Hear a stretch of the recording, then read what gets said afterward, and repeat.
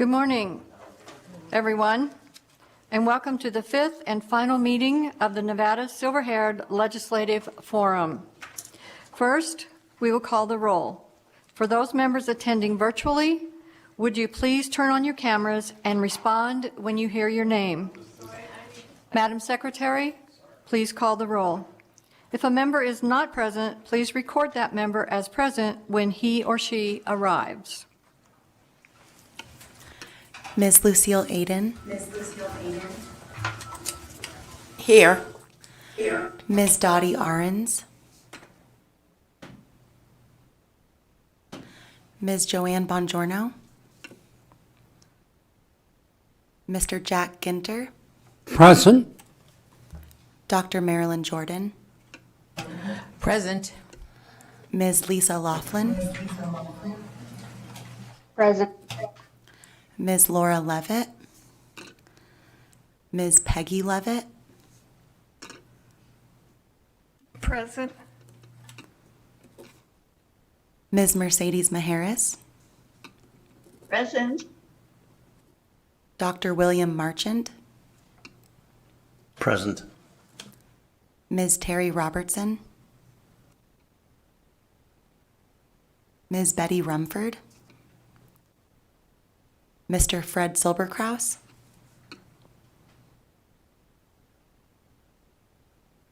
Mr. Roger Troth. Present. Ms. Rosie Tyler. Present. Dr. Austin Wand. Present. Ms. Valerie Woods. President Fran Alvarez. Present.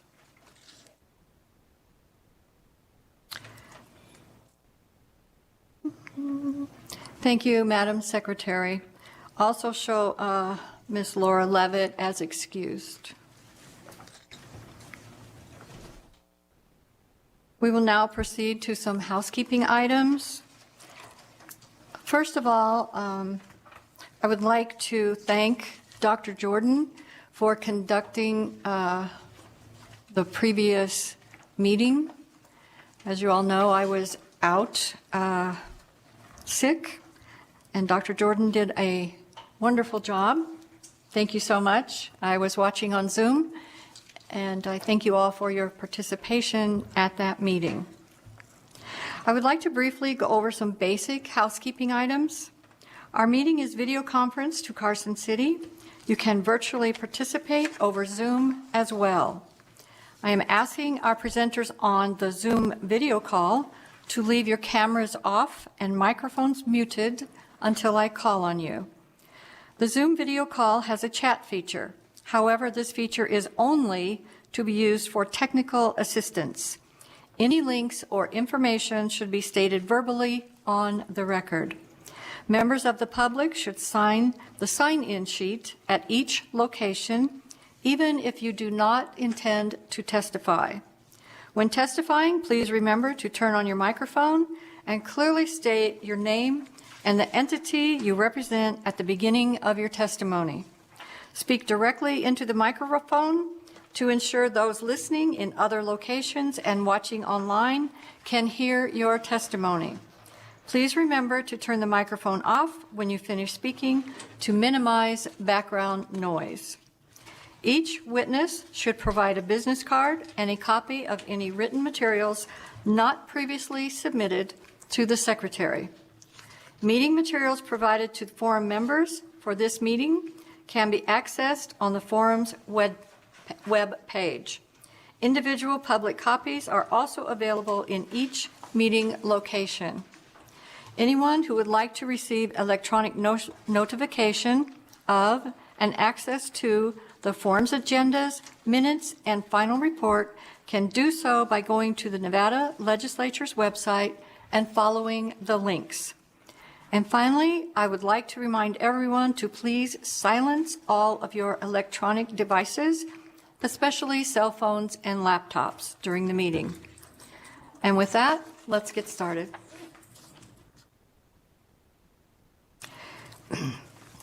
We will have a public comment period at the beginning and end of the meeting. Speakers are urged to avoid repeating comments or points made by previous speakers. Any person may also submit written comments to the forum secretary during or after today's meeting. In addition to testifying in person, members of the public may provide public comment in 4 different ways, all of which are listed on the agenda. With that, we will move forward to public comment. Forum members, please keep in mind that public comment is only for members of the public.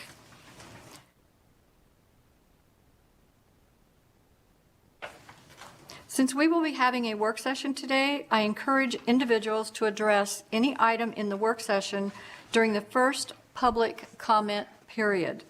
This does not preclude me from requesting clarification if the committee has questions regarding specific items in the work session document.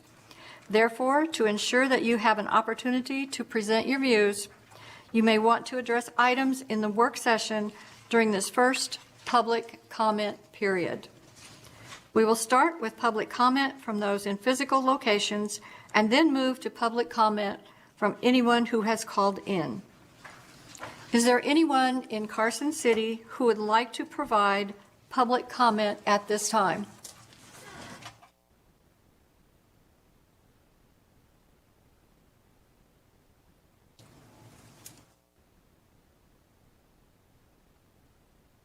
Seeing no one, is there anyone in Las Vegas who would like to provide public comment at this time?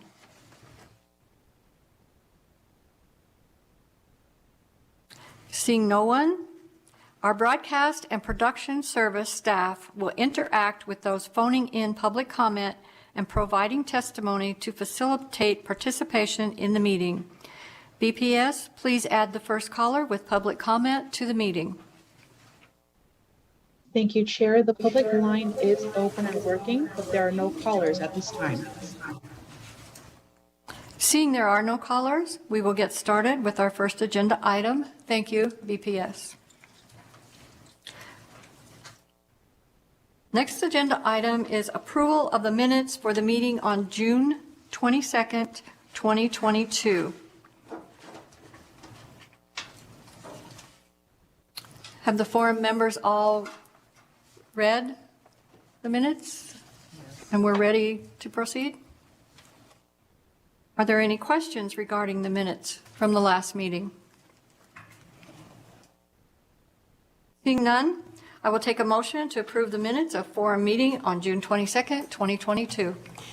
Lucille A. So move. Second.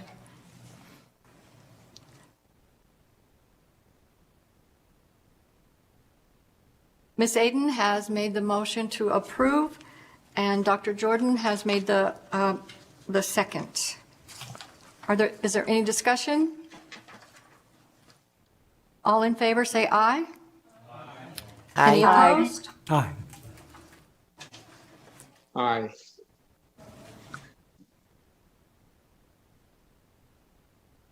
Go back over the opposed. Any opposed?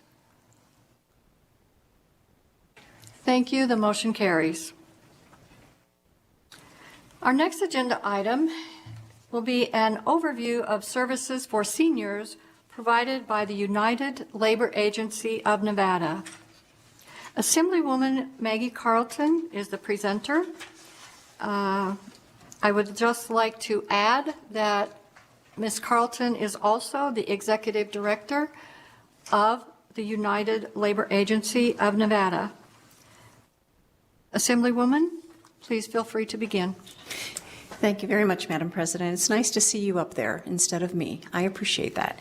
So good morning, everyone, and thank you so much for the invitation to be able to come and talk a little bit about what the United Labor Agency of Nevada does in Clark County, in particular services for seniors. You do have a flyer that's been provided to you that has some very basic information, contact information, and some of the resources that we have. I'll be going through a little bit of our history and telling you some of the work that we have been doing. United Labor Agency has been around since 1995. Myself and the new executive deputy director were both hired in November of 2018, so we've been there for almost about 4 years now. It started as a partnership between United Way and the AFL-CIO. Typically, the United Way in its larger cities will have a labor liaison, so that if something happens, a major layoff, shutdown, a plant retools for something, they have a liaison that they work with to make sure that those families get the resources that they need to make it through that time where they might not be working. Well, Clark County being as large as it was and as labor dense as it is, rather than just having a labor liaison, they set up a whole agency to help those families.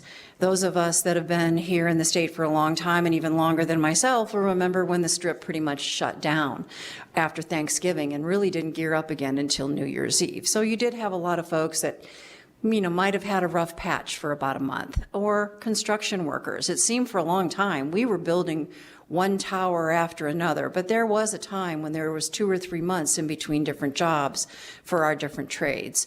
So United Labor Agency was there to help those families get over that bump in the road, to make sure that they stayed stable until the next job came along. And they've done a wonderful job over the last 27, 28 years. So that's our major partner, is the United Way, and currently the program that we access through them is called the Emergency Food and Shelter Program. And it's really geared towards folks who've had some type of an emergency or have received an eviction notice. And it allows us to pay 1 month's rent for them. So they would call in where they can access us through a number of different ways. The unions send us referrals. Churches send us referrals, and also we're listed on 211 on the state website. So if people call 211, we're one of the agencies that people we get referred to. So the Emergency Food and Shelter Program is one of our major programs right now. We currently also partner with Clark County as far as some of the CHAP funding and some of the other funding that's available. The state of Nevada for the Nutrition for Life program. Albertsons is a great supporter of ours through their foundation. So when you shop at Albertsons and you put that change in that little container there, they collect all that change up and they take applications from different folks. And we're very lucky that Albertsons has been a great supporter of ULAN to help us keep a very nice food pantry going year round. We also receive a Nutrition for Life grant from the state, and that allows us to buy healthy foods for the food pantry also. We partner with 3 Square, which is a very great partner of ours. They actually deliver food to us. We order it. And during COVID and just recently, a lot of the funding that they've received, we're able to get a lot of food delivered and pay a very, very low price for it, which allows us to be able to purchase other foods for families in need. And we also partner with Bishop's Pantry, which is part of the Church of Jesus Christ and Latter-day Saints. They are kind of a ULAN in their church. They refer folks there, and they have a very large food pantry. And when they get overstocked or they don't think they'll be able to use something within the time before it will expire, they'll call us and donate it to us. So we're very lucky to have that partnership also. We do, you'll see on the list, we do rental assistance, utility assistance. We have a food pantry, diaper bank, toiletries, hygiene items, dog food.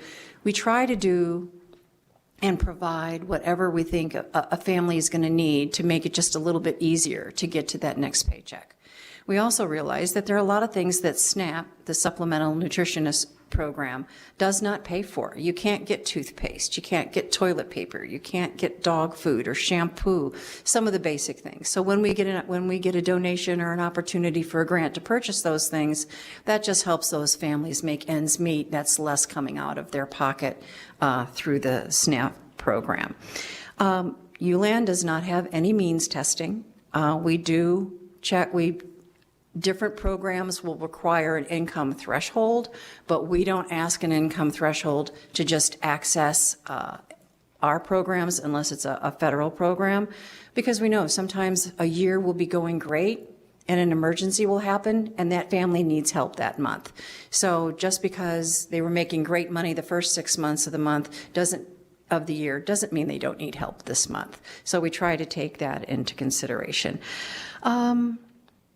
Our major fundraisers during the year is a golf tournament, which President Alvarez can tell you about because she's out there sweating in June with us, helping us support the golf tournament.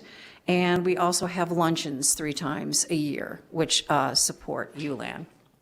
Our work is basically if someone gets referred to us, we do a pre-screen to try to figure out, is there a program that we have that can assist them?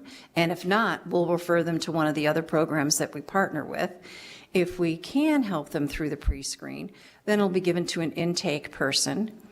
They'll walk them through the process, tell them what documents they need, figure out what the actual issue is. After a file is put together, we always make sure folks know to come and get some food. No matter what we do for them, we always tell them where we are, what time the food pantry is open, and make sure that they come and get food. Because even if we can't help them fully with rent or utility assistance, if we can send food home with them, then that helps them make ends meet a little bit further too. And then once the file is put together, it goes to a case manager, and they work with the landlord and the client to come up with some type of resolution on the rent, or they work with the utility to make sure that we can help them get their utility bill paid. And with that, we do have a wonderful volunteer crew. Through a lot of the unions have apprenticeship programs, and part of that apprenticeship program is doing community service work. So we do have a lot of the apprentices come in, and then we have some former clients that we've helped out that are doing well now come in and help. We do holiday food at Thanksgiving, Christmas, and at Easter.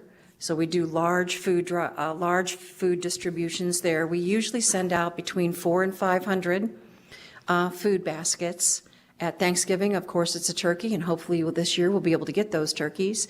At Christmas, it's usually a ham, and then at Easter, it's usually a ham also. It just depends on with the food and the way the supply chain has been over the last year. We're just very happy when we can get the order that we ordered. So with that, I'd be happy to answer any questions. We would love to expand our senior demographic. We have had a lot of calls from them for rental assistance, and currently right now I am working with Clark County and 3 of the commissioners in particular in trying to figure out some rental assistance for some of these seniors, because the most of the monies that are out there right now are geared towards COVID, or they're geared towards that eviction. So there's this gap that seniors are falling in, and we're all working very hard to figure out how we close that gap so that we can catch those seniors before they end up with an eviction and before they end up in eviction court. So that's one of our major projects right now, is trying to serve seniors who have gotten very unreasonable rent increases over the last 6 months. So thank you, Madam President, for the invitation, and happy to answer any questions. Thank you, Ms. Carlton, for your presentation. For full transparency, I would like to tell the forum members that I asked our staff to reach out to Ms. Carlton and ULAN to have her come and make a presentation. I do volunteer over there. They help seniors in numerous ways, and this is just another program that I wanted the forum to be aware of for your constituents. Are there any questions from forum members? Yes. This is Lucille from Reno. Who is running the program in Northern Nevada? And thank you, Madam President, through you to, I'm sorry, I can't see. Maggie Carlton, Executive Director of United Labor Agency of Nevada. Unfortunately, there is no ULAN in Northern Nevada. We are a Southern Nevada program. Years ago, there were discussions of bringing ULAN to Northern Nevada, and I have been working with the Northern Nevada Central Labor Council. We were in some serious discussions, but then COVID reared its ugly head. So those discussions were put on hold. We have been assisting folks in Northern Nevada, depending upon what the different project is. We've had folks up there reach out to us when the Teamsters were on strike. The Northern Nevada CLC will have members that are having issues. So we are available to them to assist them. We would love to go up to Northern Nevada, but we just haven't been, we've been so busy trying to deal with Southern Nevada over the last couple of years that got put on the back burner. But we are available to the Northern Nevada Central Labor Council to assist them with any members that they need help. Thank you. Thank you, Ms. Aden. Dr. Wan, do you have a question?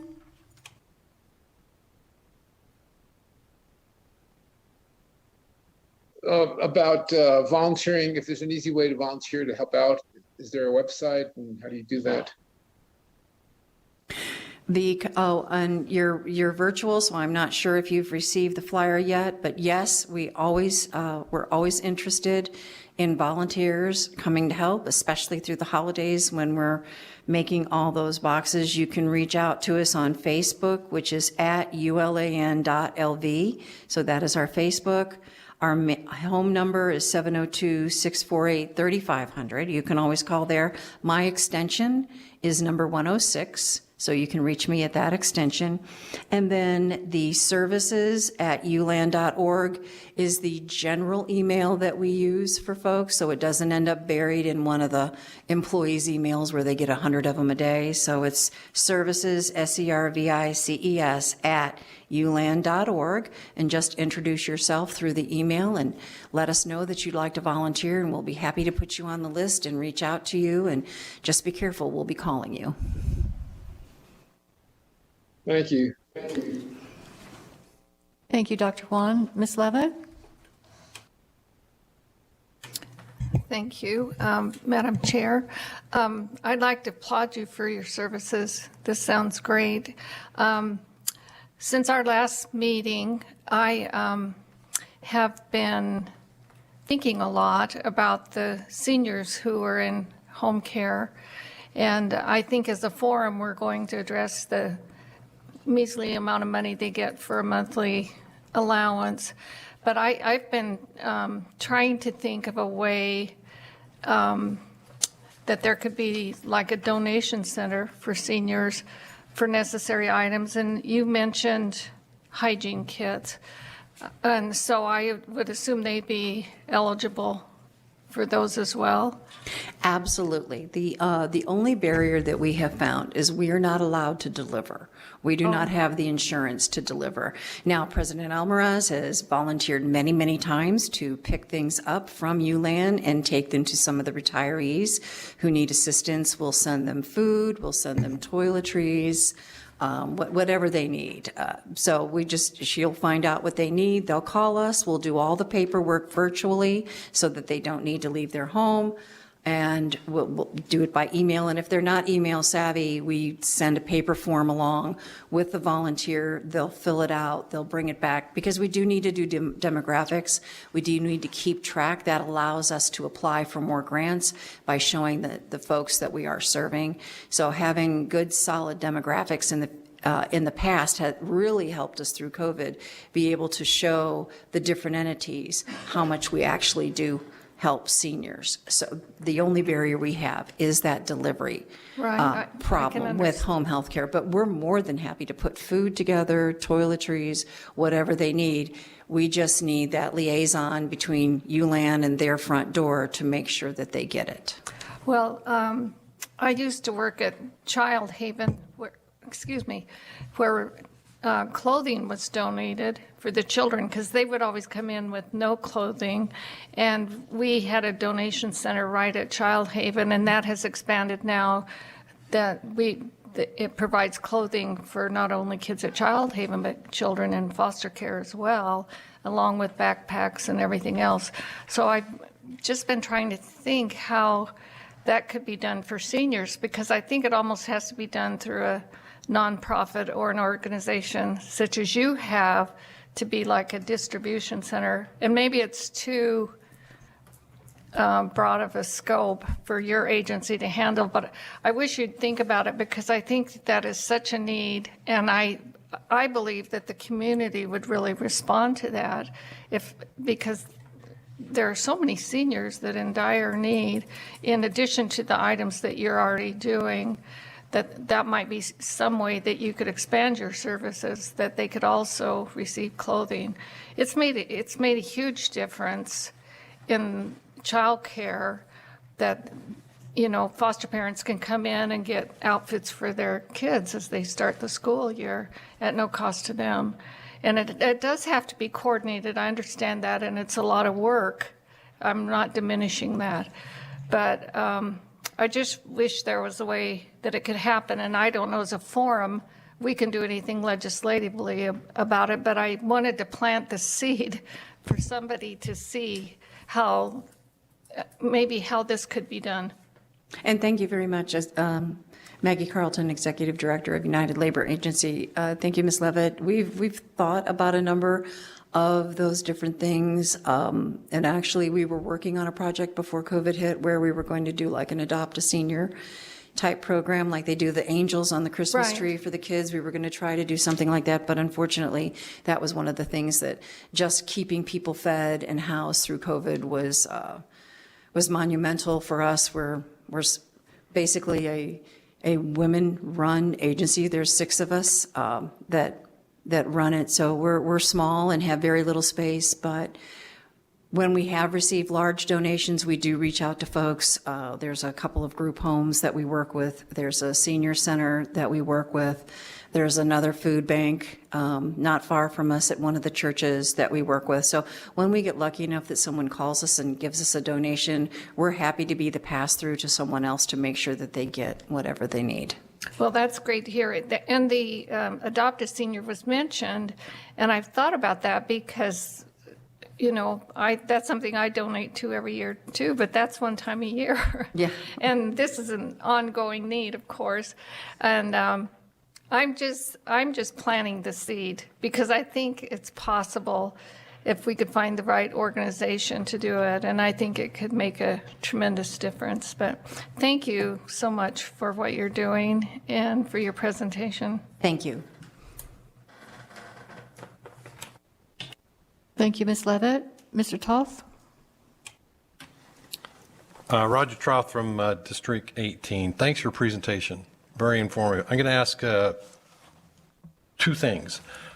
Can you kind of give us an idea of the percentage of where you raise your money from? I don't need exact amounts, but you talked about you get grants from the state and the county.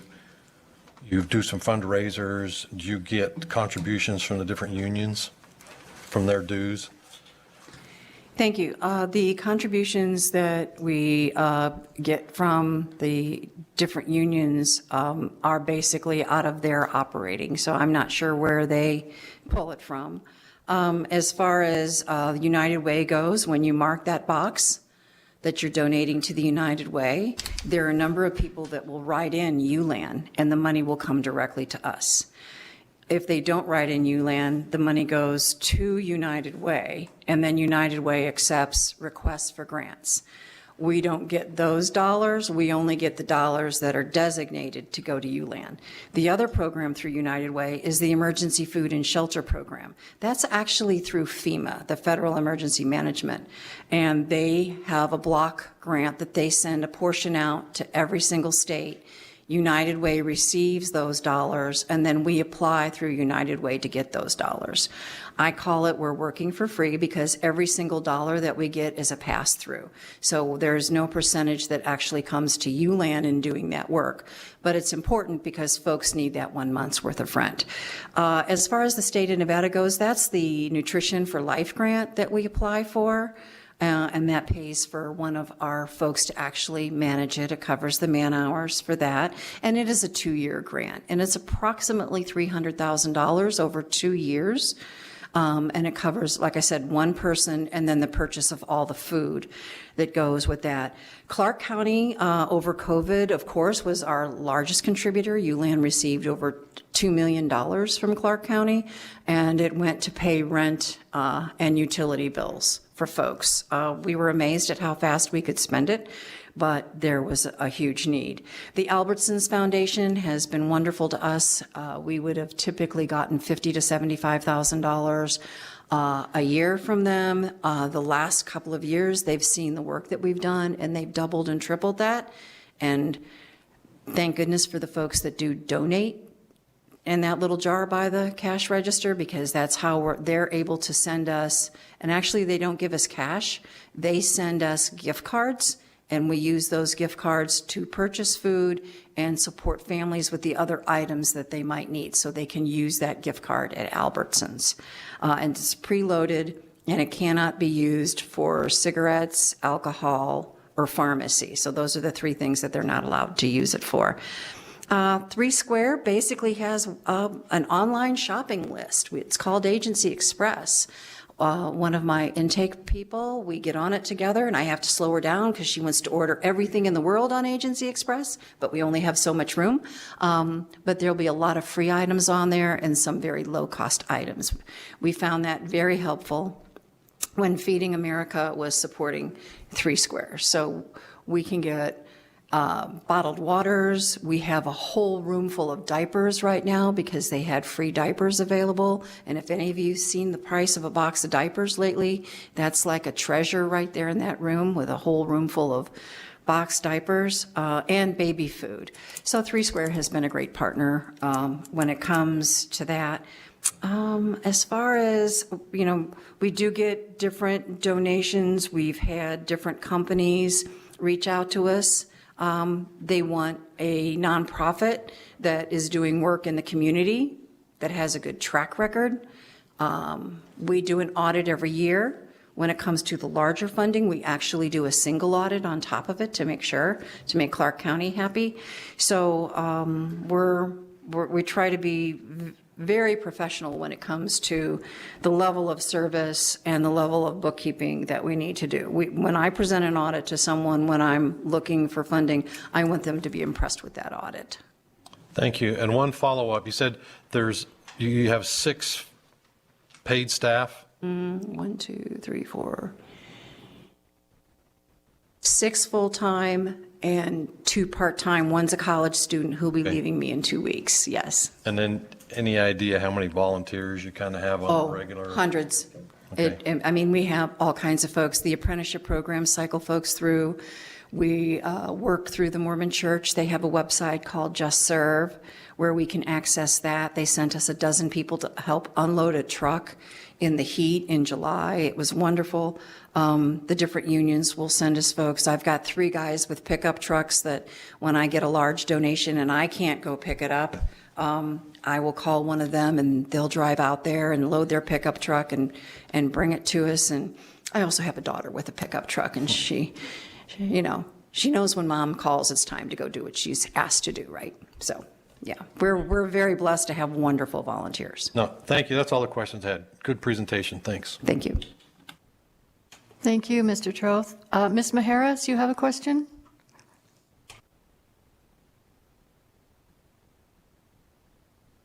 Yes, can you hear me now? Okay. I'm wondering, Maggie, in your marvelous work, and thank you so much for being a kind spirit to so many people. I'm wondering, does the NDOC refer or let former prisoners, especially senior prisoners, well, all of them actually, do they refer people to you when they're getting out? Thank you very much for the question. Maggie Carlton, Executive Director of United Labor Agency. Not directly. We've had a couple of them make it to us, but it's been through 211. So they'll reach out to 211, get a list of the different service providers, what their needs are, and then 211 will refer them to us. I don't believe the state does direct referrals to nonprofits. I think they send them directly to 211 because that's a clearinghouse of all the assistance that might be needed. Yes. Is there a way that you can put announcements up on the bulletin boards in each facility? Do they allow that? I would have to check, but I would be apprehensive because I'm not sure we could handle the quantity of work that might be knocking on the door. I believe the 211 system works the best for us because they go through and figure out exactly what that person needs and they send them there. A lot of them could be reaching out to us and we may not have anything for them. So the 211 system in the state, I believe, is the best clearinghouse to make sure that depending upon what the need is, they end up with the right agency. If they don't have housing yet, there's not much we can do for them. Once they do become housed, we can help them. But if in that transition period, we're not funded for any of that type of work. So I'm afraid we would get a lot of calls and people would get very disappointed that we wouldn't be able to assist them. So I think going through 211 is probably the best avenue for most of them so they get referred to the correct agency to get them the resources that they need. Great. Well, Thank you, Ms. Maharis. Dr. Jordan? Thank you so much for the wonderful work that you're doing in our community. I wonder if you could share with us how you're building capacity or enhancing your branding throughout the community. We've been and thank you very much. Maggie Carlton, Executive Director of United Labor Agency. And our 25th anniversary, we did some rebranding and reaching out to folks. And as far as enhancing capacity, people find us. Folks that come to the food pantry, they sign in outside, they press the little button to ring the doorbell, so we go out and we greet them, we get their paperwork. We have noticed on a regular basis, we'll have someone from a neighborhood come, and the next day we'll have 4 or 5 neighbors not far from them. We'll notice the addresses, and they'll be coming. The word gets out. And like I said, we're listed on a lot of different community service organizations. So we've not really had to do a lot of that type of outreach. We participate in a lot of the different community forums, and we're involved with a lot of the Clark County issues that go on. But other than that, we have not done a lot. We've just been, I'll give an example. Before COVID hit, we were maybe servicing 10 families a day at the most, depending upon, the environment that was going on. But I would say 10 families a day. COVID hit. I got to the office early one morning. The parking lot was already full. This was at 7 a.m. We don't open till 8. The parking lot was already full. They were lined up on the street outside, and there were already 50 people outside my door waiting to come to the food pantry. I had to call the Bolden Area Command and ask for police assistance. That calmed down after a while, of course. People were nervous and scared. But we're still serving close to 30 to 35 families a day, so triple what we were doing before COVID. And the need is out there. People are still struggling. And if you can feed your family, it's much easier to sleep at night, even if it's hard to pay those other bills. If you know you have food in the refrigerator in the cupboard for your family, it takes a lot of stress off the family and allows them to move forward and succeed. So we've been very lucky to be able to keep the pantry functioning through all of that, with a lot of wonderful donations. When the strip shut down, they had to empty all of those refrigerators. Well, ULAN was lucky enough to be one of the ones that when the Wynn emptied their refrigerators, they delivered a lot of food to ULAN. We basically turned one whole room into a giant refrigerator to keep everything cool. But it was gone within 3 to 4 days because of the need. I'm asking the question because your statement was that sometimes you get funds if they specifically list your name, your organization's name. And I believe that branding is a critical part of making that happen. So I'm trying to support the kinds of things that you're doing and help, and I'd like that to happen. Thank you. Thank you very much. Thank you, Dr. Jordan. Any more questions?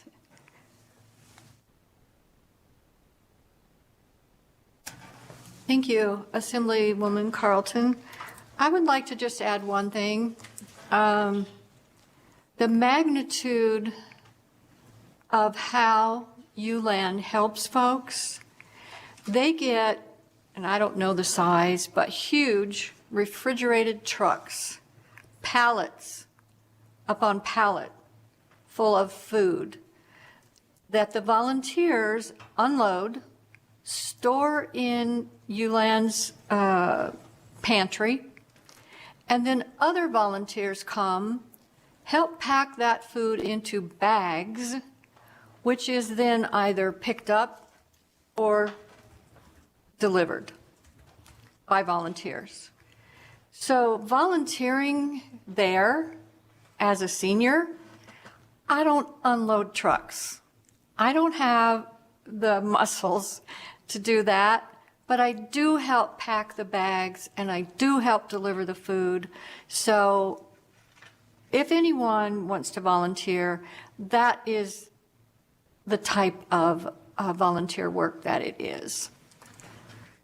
And thank you very much, Madam President, and again, for the invitation. I'm always happy to go out and brag about the work that ULAN does, and thank you for always being there. I know you're just a phone call away when I need you, and we would never let you unload a truck. Someone would, we would be in deep trouble if we let that happen. So, but it's wonderful knowing that we have folks in the community that have our back, and then we need them, they're a phone call away, and they show up because they know by helping us, they're helping members of the community. So thank you very much for the invitation. Thank you again, Ms. Carlton. We will move to the next agenda item.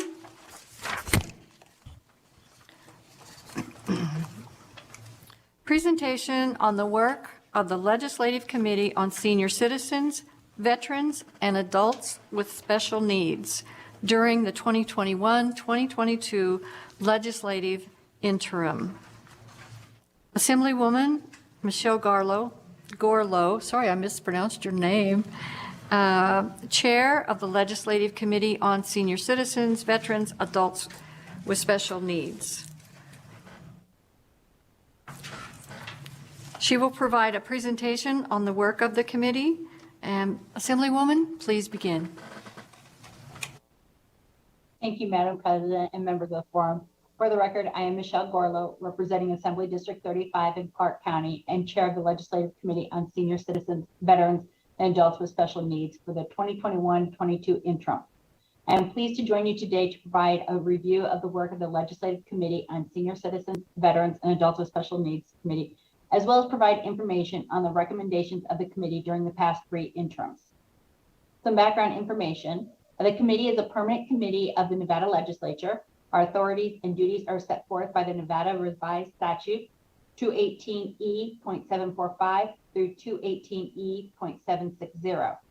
The committee is made up of 6 members of the legislature, 3 senators, and 3 members of the assembly. And generally, the committee meets 4 times each interim. The committee is charged with reviewing, studying, and commenting on issues related to senior citizens, veterans, and adults with special needs, including, but not limited to, the financial and physical wellness of these populations, the abuse, exploitation, isolation, and neglect of these populations, programs that provide services and care to senior citizens in the home, thereby allowing them to remain at home and live independently, as opposed to being placed in institutional care, and the improvement of facilities for long-term care in Nevada. These are simply a few of the general powers of the committee outlined in statute.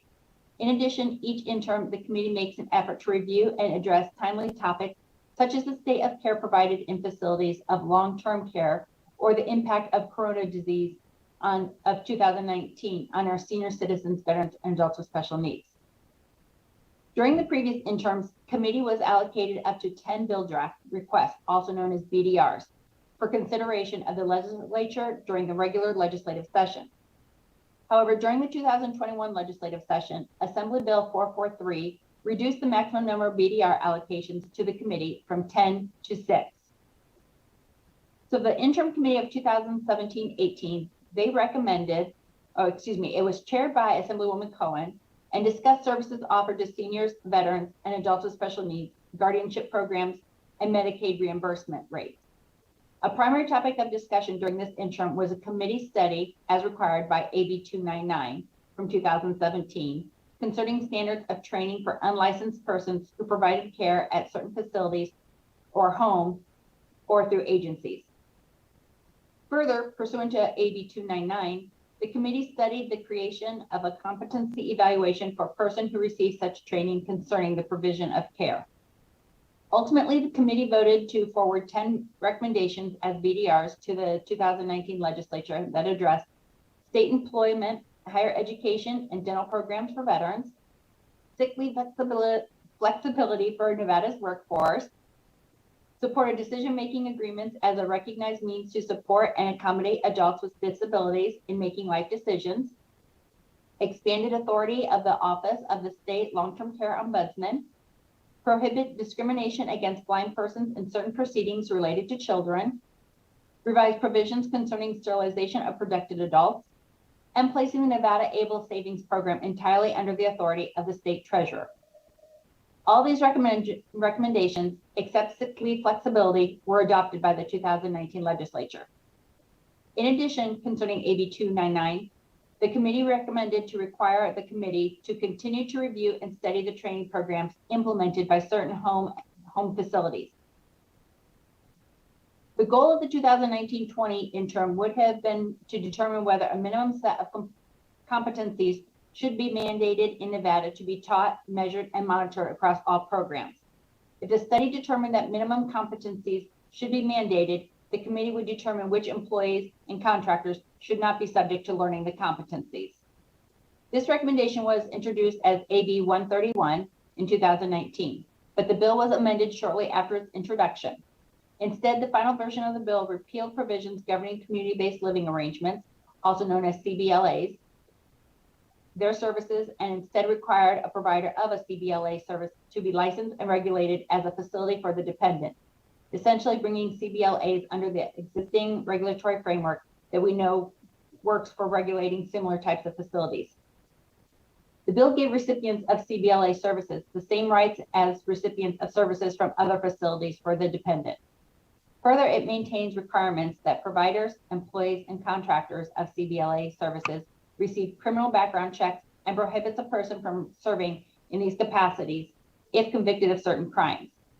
The measure requires certain inspections of CBLA service providers and requires providers to notify a service recipient, his or her parent or guardian, or another designated person regarding certain deficiencies. Assembly Bill 131 also authorized the state fire marshal or its designee to enter and inspect facilities where CBLA services are provided. To ensure individuals seeking in-home care in Nevada have the same protections, AB 131 clarified that an employment agency that contracts to provide non-medical personal care services in a client's home is required to obtain a license from the State Board of Health, regardless of where the employment agency is located, if the services are provided in Nevada. In addition, the bill required the current system that provides non-emergency information and referrals to the general public to include information concerning the licensing statute of any medical facility or facility for the dependent and certain other entities. The Department of Health and Human Services must review and update this information at least quarterly. Finally, to determine appropriate standards of training for certain personnel, the measure required the Legislative Committee on Healthcare to conduct a study regarding non-medical personal care providers. And for the 2019-21 interim under Chair Spearman, the committee focused on senior quality of life issues and healthcare concerns in Nevada, affordable housing programs for seniors, removing barriers to employment for veterans and military spouses, Nevada's response to the COVID-19 pandemic, sign language interpreter standards, home and community-based service programs, and protections for vulnerable adults. During the 2019-20 interim, the committee voted to forward 8 BDRs to the 2021 legislature that addressed flexible sick leave for employees, creating an order of protection for vulnerable adults, veterans dental care, removing barriers for occupational licensing for veterans and military spouses, veterans education, expressing support for the federal government to create a retirement plan for military spouses, requiring Medicaid to cover certain services for persons with a cognitive impairment, and modernizing licensing practice of sign language interpreters. 6 of these measures were enacted into statute. However, the measures concerning adult protection orders and removing occupational licensing barriers were not passed by the legislature. You may be interested to know that both of these measures are being discussed this interim by the committee, as well as other interim committees. The recommendations from the 2021-22 interim. This interim, I was really excited to be appointed as chair of this committee. For roughly 20 years, I've worked addressing health care for women and children, especially children with disabilities. And I find that a lot of these issues cross over when we're talking about our pediatric populations and our seniors, adults with special needs, and even our veteran population. Earlier this year, the committee members and I established our interim agenda and received presentations to review healthcare services impacted by COVID-19, senior quality of life issues and healthcare concerns, the status of Alzheimer patients and services in Nevada, veteran services and teaching licenses for military spouses, initiatives to promote state policies related to disability inclusive workforce, updates to the ABLE savings account, adult guardianship, adult maltreatment, and resident rights issues in group homes and assisted living facilities. The final meeting and work session is scheduled for Tuesday, August 16th. Our agenda and work session documents are available on the committee's meeting page.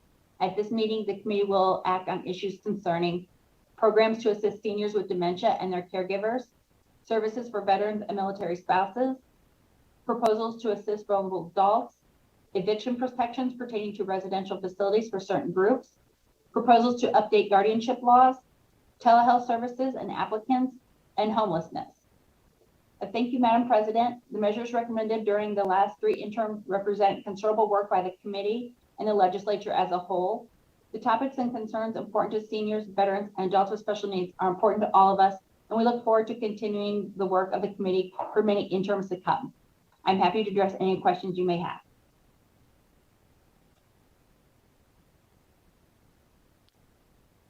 Thank you, Assemblywoman Gorlow, for this presentation and your work and the efforts of your committee. Are there any questions from the members? Ms. Maharis, go ahead.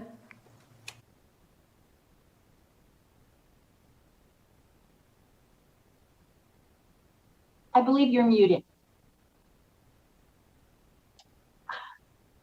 Thank you, Mercedes Maharis, for the record.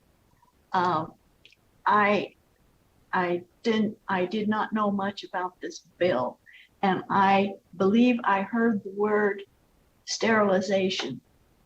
Can you elaborate on that? And do you have any stats for sterilization or any,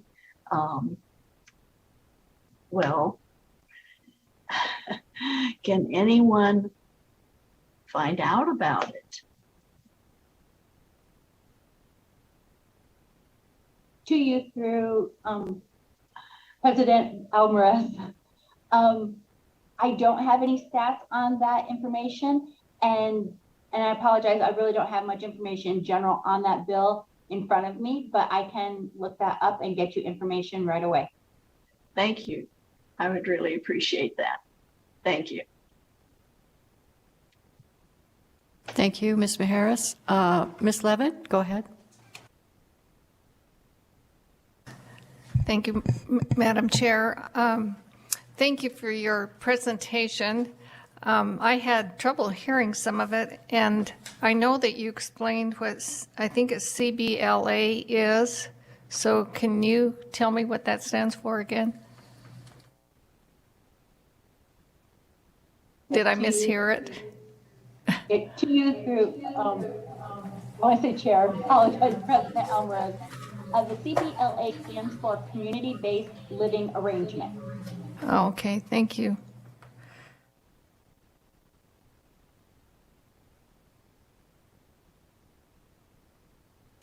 Mr. Troth, go ahead. Assemblywoman, thank you very much for your briefing. Roger Trotham, District 18. 2 questions. First, when you've gone through this, and then again as a legislator, and when session happens, have you folks and your groups looked at the cost impacts of some of these requirements for healthcare workers and different things? And then follow that up with, do you have any idea how many of these programs are, I'm assuming most of them are either Medicare funded, state funded, or county and city funded. Are most of them funded through public means? Thanks. Thank you for the question to you through President Alvarez. We always ask our fiscal department to check on what the cost will be and who will be under. Many of these cases have matching funds through the federal government. So if the state pays for $1, depending on the program, we might have a 2-to-1 match or a 3-to-1 match. I believe there's even some that have 5-to-1 matches. And so we always check to see what funding we have available before implementing anything. And of course, it goes to the legislature where we have the Ways and Means and the Senate Finance Committees that also discuss who will be responsible for the funding and if the funding is available and what funding, again, like I mentioned, that we could get from the federal government to help supplement the cost of the programs.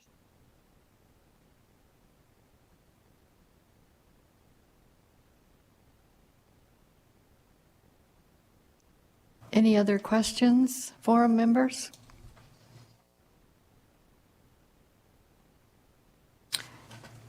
Seeing none, again, thank you, Assemblywoman Gorlow, for the work and efforts of your committee and for your presentation today.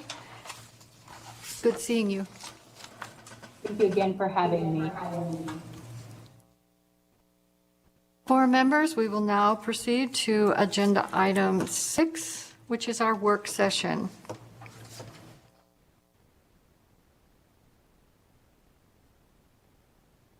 Ms. Kalina will walk us through each recommendation in the work session document.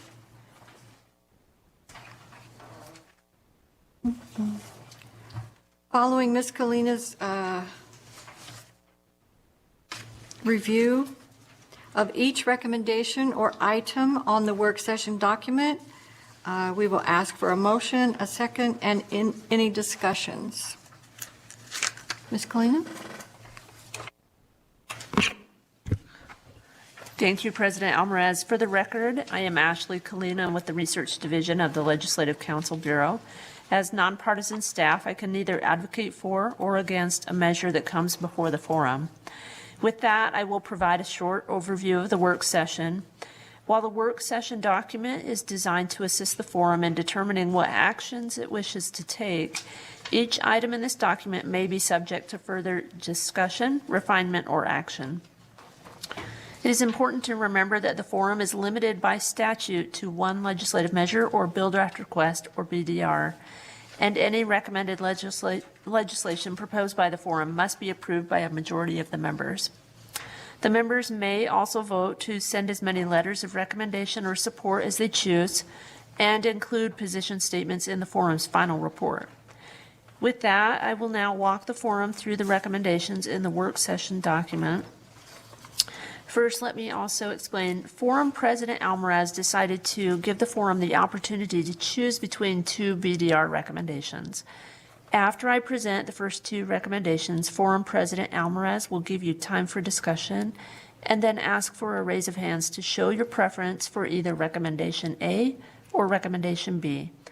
Once determined which recommendation has the greater show of hands, President Alvarez may then ask for a motion. For the recommendation that is not selected as the BDR, the forum can instead send a letter of recommendation or support, include a position statement in the final forum report, or refrain from action. Okay. Recommendation A is to draft a bill to revise the calculation of the personal needs allowance amount for seniors enrolled in Medicaid who reside in institutional care settings, such as skilled nursing facilities, so that it is equivalent to the amount received by home and community-based waiver clients residing in residential facilities for groups. This recommendation was made by Forum President Fran Alvarez and Marie Coe, the Interim State Long-Term Care Ombudsman with Aging and Disability Services Division, as well as Forum members Ms. Laura Levitt, Ms. Peggy Levitt, and Mr. Roger Troth. after a presentation by Ms. Code to the forum made on June 22nd, 2022. We have Ms. Marie Coe attending in person. She is available for questions. She is in the Carson City building. And we also have Sherry Rasmussen with the Division of Welfare and Supportive Services participating on Zoom. Thank you, President Almaraz. President Almaraz? For the record, Patrick Ashton. I just wanted to ask if you also want Ms. Kalina to go over the other recommendation, number item B in the work session document, so you could discuss then both of them. Yes, please, Ms. Kalina.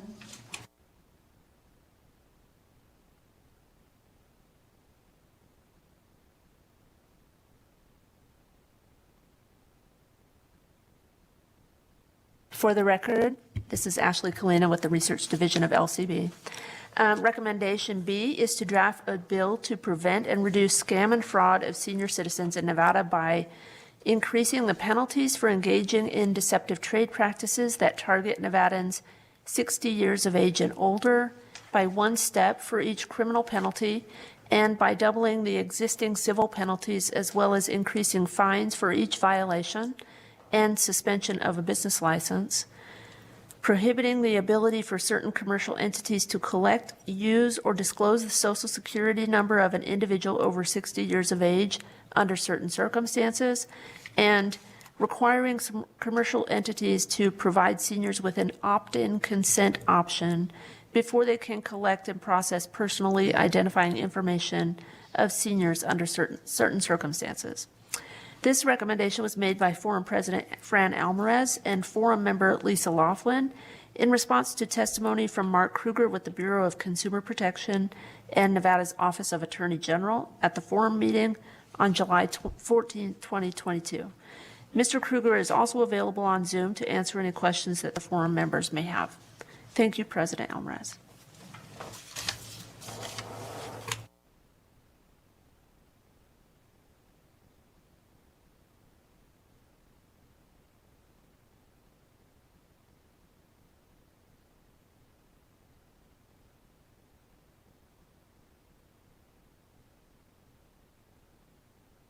For members, I will open for discussion A, personal needs allowance, before we actually get to making any motions. There is in your packet a lot of information concerning the personal needs allowance. There is a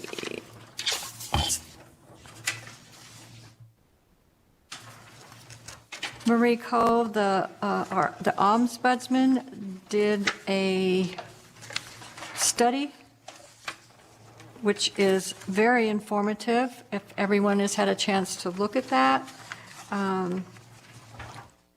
They had a total of 894 responses to her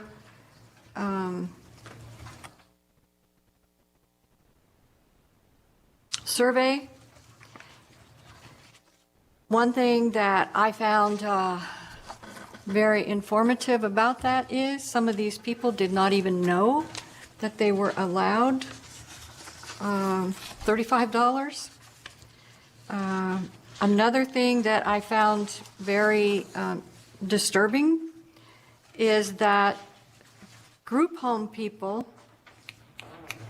get $137.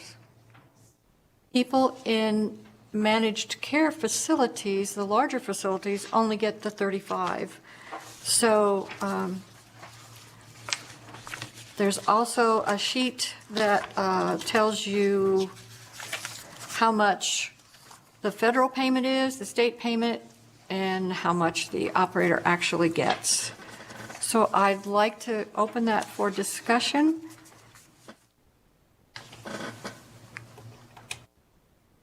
Mr. Marchant? I'm a strong supporter of option A.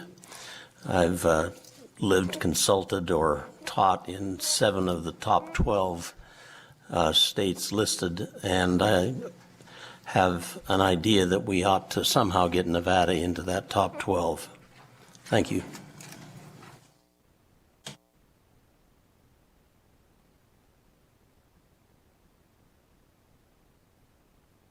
Mr. Troth? Madam Chairman, I want to thank Patrick for putting together one of the responses. And I guess, you know, we talked about what that rate was, and it looks like even both groups are still eligible to get like over $100. Now, whether that's being utilized, which was drawn out in the survey, is one issue. I think there's a lot of people just don't know that's available.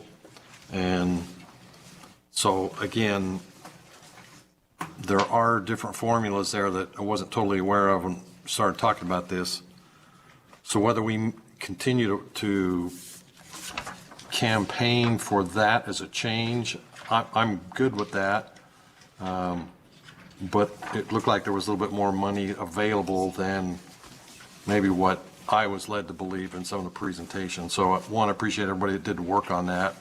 And whether we go forward with that or not, I could do that, or I could live with what's being done now. Thank you.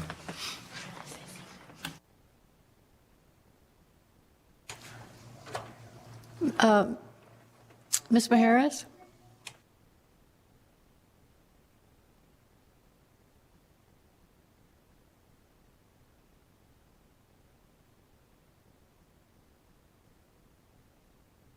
Ms. Majerus, you're on mute.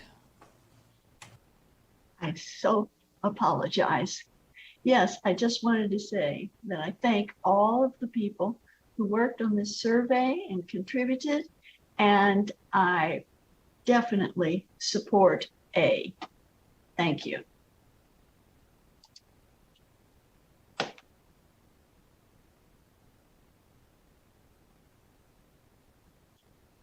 Ms. Tyler? Madam President, I support A. I think with the cost of living and the way it is, $35 is basically is nothing compared to the personal needs and things of that nature. I noticed on the survey saying they could use the money for shoes. We all know $35 is not going to get you a pair of shoes. So I support A, and I think it's important that we address the personal needs of the constituents in the skilled nursing facility. Thank you, Ms. Tyler. Dr. Wan, did you have something? I saw your hand up earlier.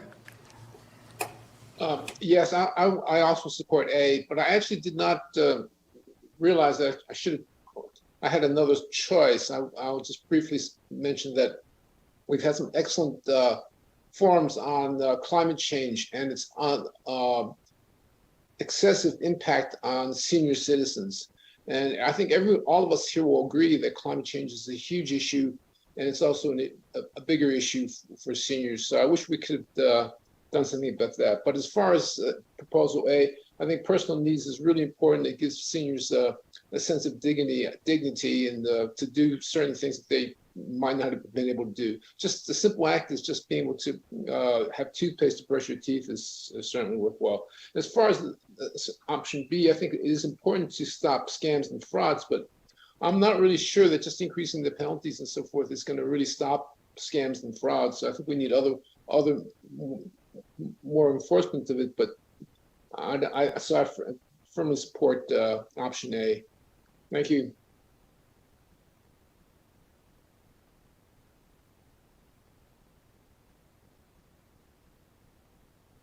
Thank you, Dr. Wan.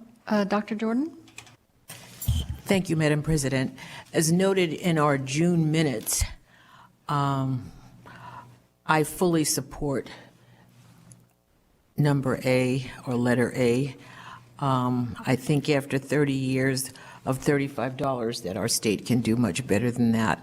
So I think that, anything that we can do in the state of Nevada to help our seniors, that would be a valuable next step. Thank you. Thank you, Dr. Jordan. Any other questions, comments? Ms. Levitt? Thank you, Madam Chair. I also support option A. I think this is something that can provide some kind of immediate relief for seniors if it gets passage. And I think this other option and some of the letters of statements are worthy and deserve our support as well, but they are things that maybe will be addressed in other bill drafts and are things that I think would take more time to accomplish. But if we could get this one item passed, it could have an immediate difference for seniors. Thank you, Ms. Levitt. Ms. Laughlin?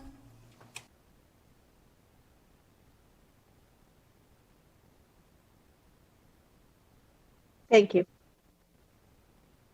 My only, I guess, question would be is somebody here to talk about the second item that we were proposing for consideration? Because it sounds like we're voting on this without hearing both options.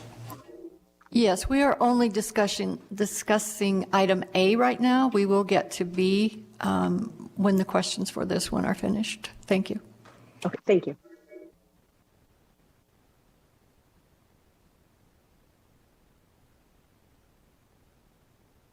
Mr. Troth? Madam Chair, so on the A issue here then, our BDR doesn't necessarily have to have, we just submit the proposal for legislation, and however that is done is up to the legislature, i.e. funding, how the rules need to be changed in order to raise that minimum wage. Is that correct? Or that minimum amount? We're not going to provide any additional information on what we think could be done to do that? Typically, what happens, LCB will write the language. We can put in our recommendation things that we would like to see in the bill, but we don't actually do the language. LCB will do that. And then we will review it. If we want to change something or the language isn't exactly what we like, we can ask them to change it before it actually goes to a committee. Thank you. Appreciate the information.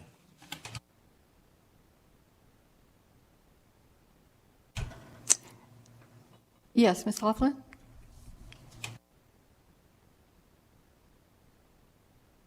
Do we know that where, if we put this bill forward, where the funding would come from? I'm assuming this would be additional funding, or is it going to be reduced funding to the facilities that are getting the money to care for the patients who are unable to, or using state or federal funds to pay for their care?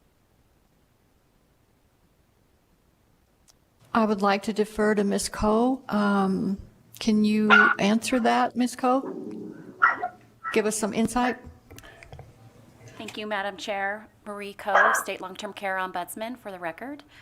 And Sherry Rasmussen is actually here from Medicaid, and she would be the expert to give appropriate information on that question. I believe it would be an increase to Medicaid, and so, but I'll defer to Ms. Rasmussen.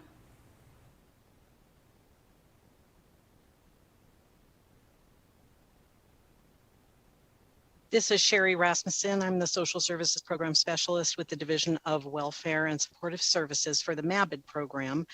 And what happens is when a person is made eligible for Medicaid under an institutional program, their income is used first. We use gross income, and then we immediately take away the right now $35 personal needs allowance.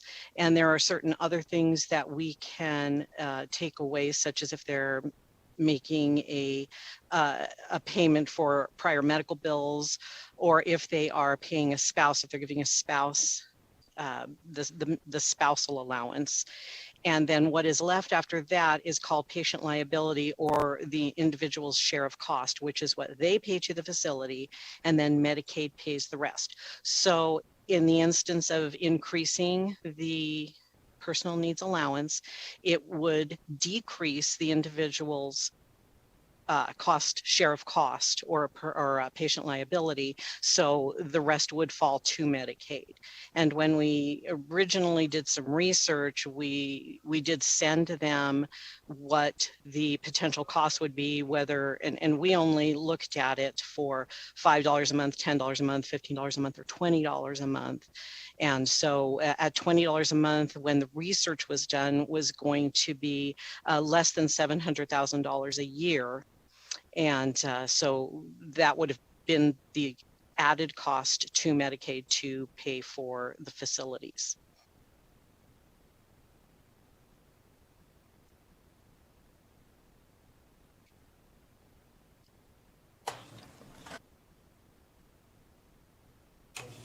Ms. Tyler? I have a question. Is there any consideration given to the increased cost of living? And even though Medicaid is one of the primary payers, usually, according to like a bill I have here, Medicaid actually put a lien on people's home, and the money is retrieved at the end, per se. So is there any consideration given at all to the cost of living, and how often is that reviewed? And does Medicaid get their money back?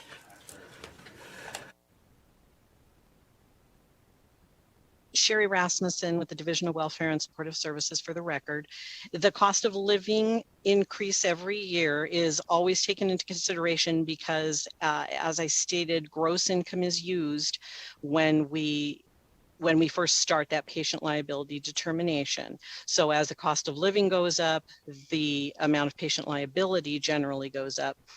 For the population that's in institutions, skilled nursing facilities, they do not see an increase in their personal needs at all due to the cost of living. So that patient liability just goes up a little bit based on what the Social Security COLA is. Whereas the individuals in the residential group care settings, they see that increase, which was 5.9% last year.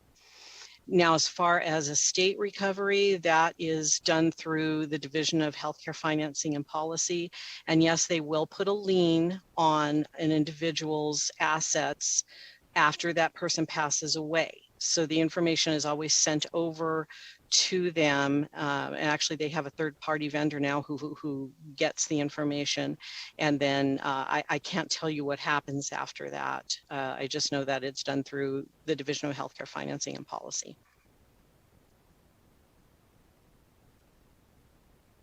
I'm sorry, I didn't get the, I didn't hear the answer. How often is that reviewed and compared to the cost of living?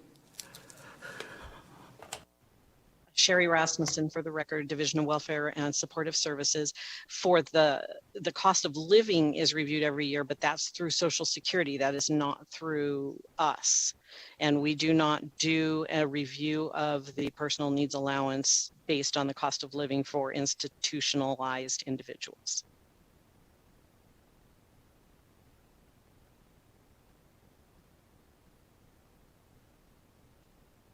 Thank you. I have a question. What is the difference, or how is funding different between a person on Medicaid in a nursing facility, resident, and a Medicaid waiver client in a group home? Is Medicaid different? How Medicaid pays different in those two circumstances?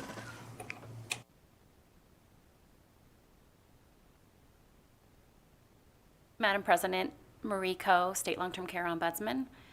The level of care in each setting is different. the skilled nursing facility can provide a higher level of care. If somebody living in the skilled nursing facility needed tubing, injections, basically anything that a hospital could not care for them, they could go to a skilled nursing facility. The group homes or residential care facilities handle activities of daily living, such as bathing, grooming, preparing food. They would not be able to provide that higher level of care because there are not nurses in those settings. It's more home-like, and the goal is to keep residents in the least restrictive setting as possible. So a group home would be a first step from somebody who was living in their home and needed care, if that was appropriate. And then if they reached a level of care that the group home could not provide anymore, then they would look to a skilled nursing facility as their care needs increased. The cost is significantly higher to provide an increase in medical care for somebody in a residential facility for group versus skilled nursing. However, some of the needs can be the same because we have programs for residential facilities for groups that only offer services for residents who are 60 years of age and older. So somebody who might be in their 50s and needing care would need to go to a skilled nursing facility to receive the same care that they could receive at a lower level of care, but they didn't have the supports. Medicaid does cover cost of care in both of these settings, and somebody who is younger than 60 would be able to receive the care under a Medicaid program in a skilled nursing facility. Thank you for clarifying. Is there a reason why someone in a nursing facility gets a much lower amount of the personal needs, than a person in a group home currently getting $137 as opposed to $35? Thank you, Madam Chair. Marie Coe, State Long-Term Care Ombudsman. The process of reviewing the personal needs allowance in both settings is different, and that is my reason to bring this issue to the forum. In the lower level of care, their federal benefit rate is reviewed annually, and the personal needs allowance or their spending money is increased based on that federal benefit rate annually. And currently it's at $137. The process is not the same for residents living in skilled nursing facilities. And like I said, they could be receiving the same type of care and both be on Medicaid, but the process of accessible income for them to spend on quality of life issues are not the same, and I'm asking for it to be changed.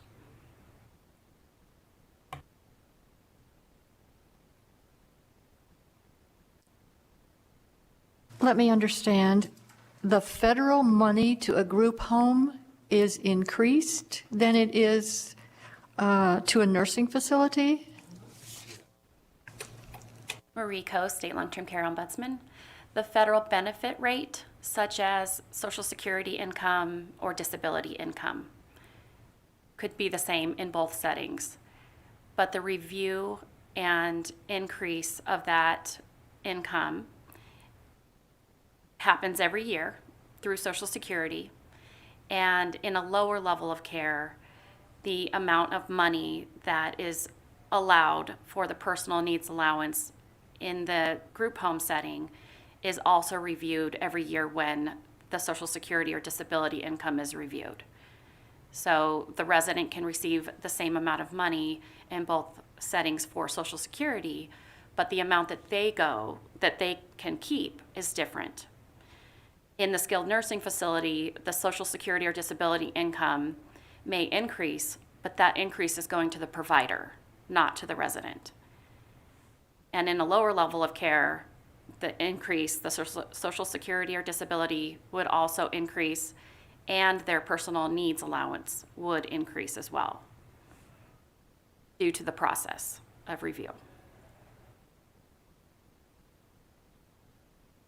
Thank you. Forum members, any other discussion on item A? Ms. Laughlin? Thank you. So just for a point of clarification, because I was thinking this along the same lines as Chairman Alvarez. So what you're saying is that the federal benefit is reviewed and changed every year, but in a home care or home setting, that money goes directly, any increase goes directly to the patient and not to the facility that the patient is in.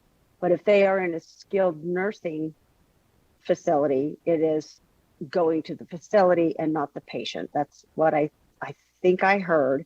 And I guess I'm trying to figure out why that would be, if I'm understanding it correctly. Thank you. Marie Coe, State Long-Term Care Ombudsman. Madam Chair, to you and through you, the resident who's in the lower level of care, a home care environment, if there's an increase to the Social Security or their income, then they're receiving a percentage of that income to keep. And so as their income is increased, the percentage of allowable income, allowable personal needs that they are able to keep also increases because the income is higher. In a skilled nursing setting, it's a standard rate that they receive since 1991. They've received $35 every year. And that has not increased because there is no mechanism right now to have the personal needs allowance. There's no percentage that they're getting. It's a flat rate. And so some of the information that I've provided to the forum is reviewing the lower level of care and how that is currently in place, and it is a percentage that's increased compared to a flat rate in skilled nursing facilities that is not able to be increased, and there's been no review of it. So if the process mirrored the skilled nursing, or the group home process, then it could be reviewed annually in addition to the Social Security. And if it was a percentage, then that percentage would allow the resident to receive an increase in their personal allowance. So thank you for that explanation. So if we were to mirror that language or that process, do we know what that would look like economically for the state? I know there was an earlier reference to $20 additional would be $700,000 a year, I think. Do we have a number on what it would look like if we went with a percentage?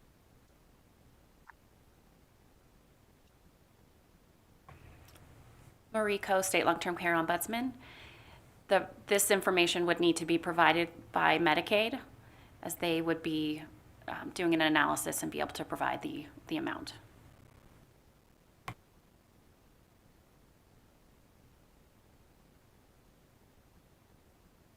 President Alvarez, this is Ashley Kalina, LCB for the record.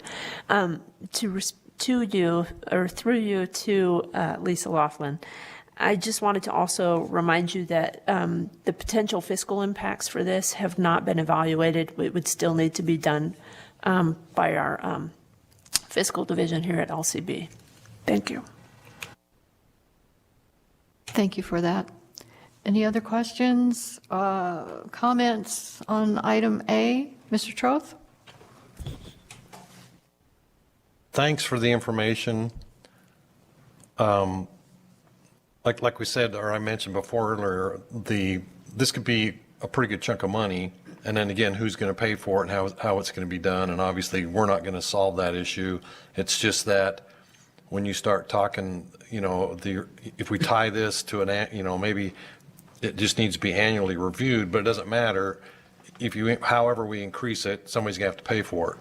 And I guess, that's, in my opinion, the bottom line. Don't have a problem with trying to do that, But the legislature is going to have to figure out somebody, every time we do something like this, because most all of these programs are, state paid for through taxes of some kind and or grants that are given from the federal government, which again is paid for by taxpayers. And so I guess our point here is, Madam Chairman, correct me, we can make the recommendation to work on this and that we think it's worthwhile to have that discussion. And then obviously our legislature's members have to figure that out. Is that incorrect in my thought process? Fairly accurate. We would present, the BDR, LCB would do the language, and because it will have a fiscal on it, depending on whether it starts on the Assembly or the Senate side, it will go to Ways and Means or Finance, and they will try to find the money before it actually, would ever come up for a vote.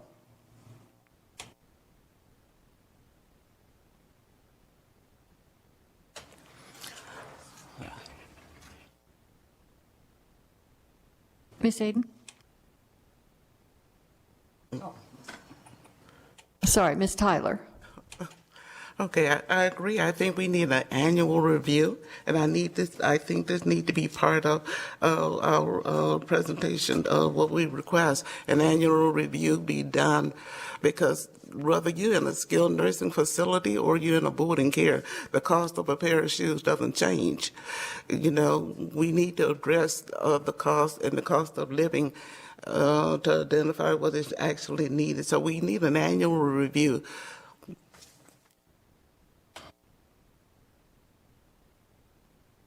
We'll take a question or a comment from Dr. Jordan, and then we're going to move on to item B. Thank you very much, Madam President. I think this is an issue of equity, and I think that's what we're looking at. So we want to possibly get this equity through an annual review, and that is part of what we would be seeking, an annual review so that we can see some benefit after 30 years. Thank you. Thank you. We're going to move on to discussion now of item B. Anybody have questions, comments on item B?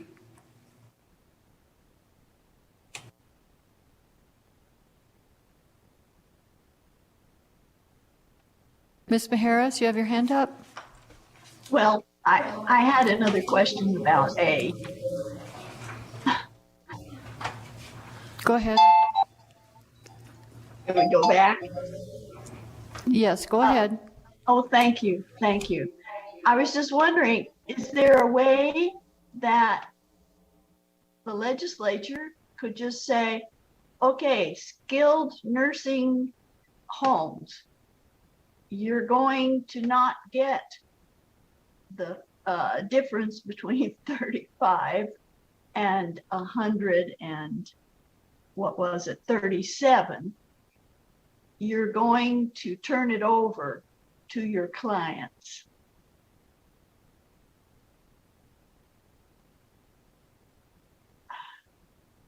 Could we just change that part of it?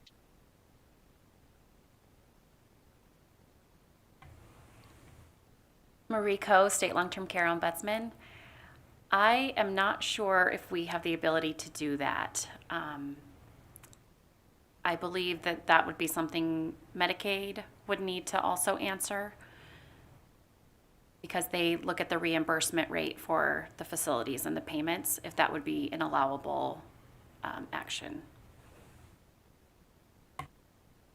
Okay, well, I'd like to find out if it's an allowable action. It might be less complicated, but I do agree that we need to have the review every year.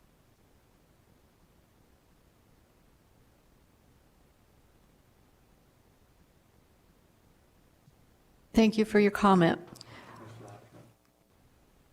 Ms. Laughlin, you have your hand up? Well, now I'm trying to decide if I want to talk about A or B. I guess my follow-up comment on the last request is that I think we also have to remember that a lot of the presentations we heard this year were about the underfunding and underpayment of facilities, and as well as the people who work in them. So I think just taking the money away from the facility might be a bit of a challenge, and maybe not prudent if they're already not able to provide the care with the money they have. That's why I think Medicare beds are hard to get. And then I'll just wait on B. It sounds like everybody's decided on A anyway, pretty much. So if that's the way the group wants to go, maybe we just advance B as a recommendation as opposed to a BDR. Thank you, Ms. Laughlin. We are now on item B for discussion. Does anyone have anything, questions or comments for item B?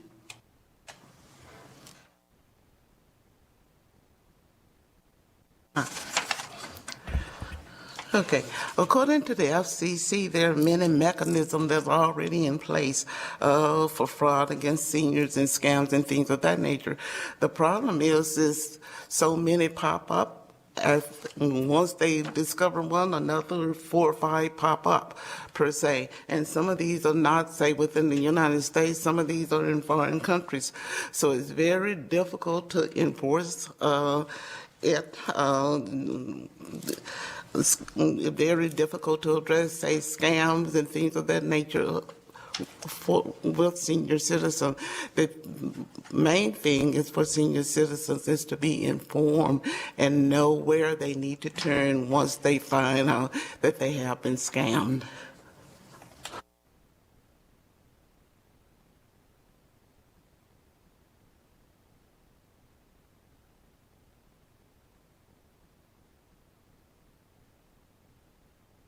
Thank you.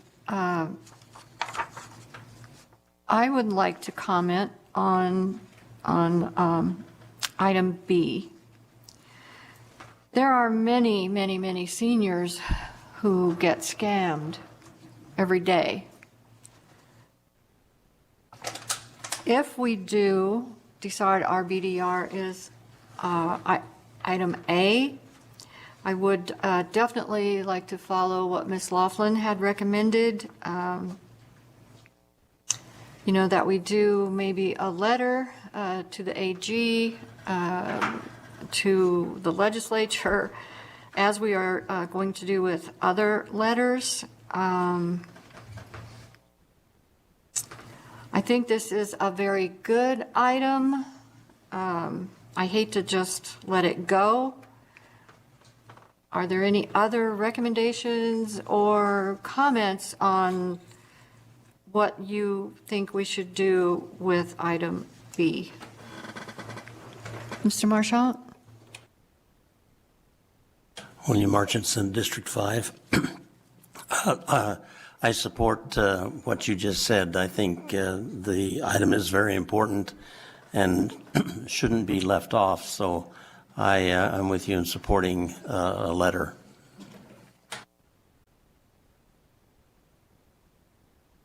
Thank you, Mr. Marchant. Ms. Levitt? Madam Chair, I concur. I don't know this, but I assume that because scamming is so prevalent, it's certainly the seniors, we know that, but throughout all populations, as I think I said earlier, I wonder if the scamming might be addressed in another bill draft some way. But I certainly think it's worthy of a letter of support because it's just epidemic. But certainly it's an issue with seniors. But I mean, there's a chance that it will be addressed somewhere else. Thank you, Ms. Levitt. Ms. Maharis? Yes, I agree with Ms. Levitt. I don't think this should be a bill draft because there's so many other people working on all of this. the scamming, and it is terrible. And I think also, I know that mass incarceration is a failed social experiment, and increasing more people in NDOC, and there would be tons more people, no doubt. And also there's the issue of how we can possibly stop these foreign countries from coming in. Are we going to go there and say, oh, you're arrested and you're coming into our prisons and you're going to get a hefty sentence? That is only going to add to mass incarceration, which is a failed social experiment. And that's Ms. all. Maharez, Ms. Maharez, Yes. we are talking about item B. Please keep your Yes. comments to item B. We are not on mass incarceration. We're on scamming. B will increase mass incarceration. And it really, we can't continue to build more prisons, which adding to the crimes would do in the ultimately. So let's not go there. Let's do, as I said, I fully support A. It's the humane thing to do right now. Thank you. Thank you for your comments. Dr. Wand?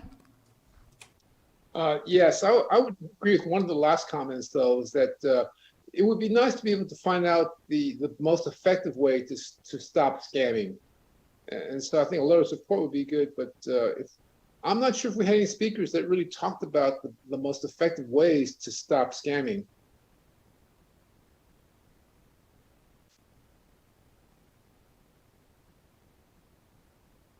Thank you, Dr. Madam Chair, Wand. Mark Kruger, for the record, do you want me to address that? I'm with the Attorney General's office. Yes, please. I'd love to hear that. Thank you. Mark Kruger, for the record, Chief Deputy Attorney General, Bureau of Consumer Protection, Nevada Attorney General's office. I've heard it several times, and Dr. Wand, you are correct that the most effective way to stopping scams and people becoming victims of scams is to provide consumer education. That's one of our outreach programs that we do at the Bureau of Consumer Protection. And I think that, some of the ideas that had been considered by this committee is to consider supporting some sort of outreach mechanism, maybe perhaps modeled after the Technological Crimes Board under Chapter 205A. That is the most effective way.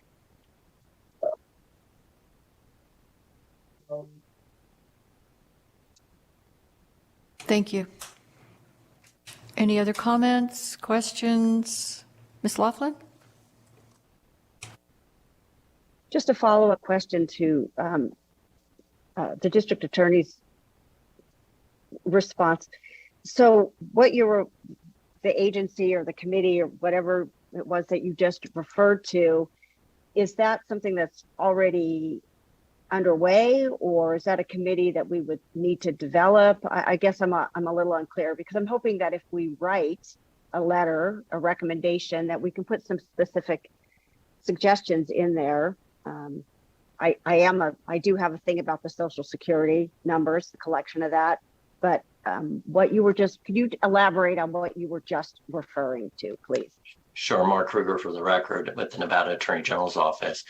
So in the vein of trying to increase consumer awareness of scams and newly emergent scams that are developing constantly every day, one of the things that could be done is to develop a committee, and it would be a new committee, something perhaps modeled after an existing committee that's out there, to get different groups together to provide best practices on how to target certain populations who are maybe subject to an emergent scam, and do it in more real time so that it's quicker and doesn't have the delay, which then becomes more effective because people are then educated about that particular scam. Does that make sense? Thank you. Yes. No worries.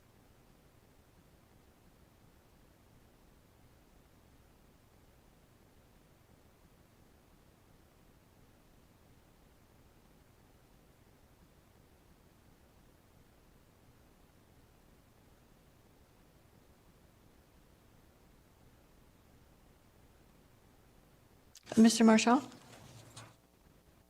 I sense a trend. Therefore, I'd like to make a motion that we endorse alternative A for a bill draft.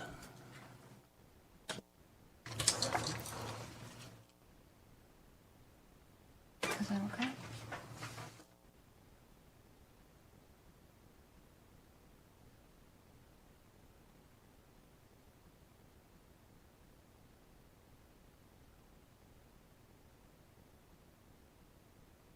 Madam Chair, may I ask a question?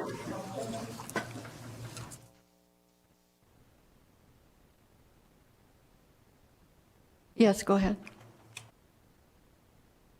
My question would be, I don't know, I think as I was talking, maybe somebody already seconded that motion, so it may be, this may be an irrelevant question.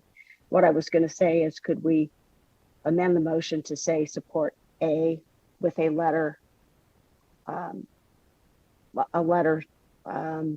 supporting the items in B. So the BDR draft is one thing, but that we definitely have the follow-up on item B. Thank you, Ms. Laughlin. We are going to do them separate.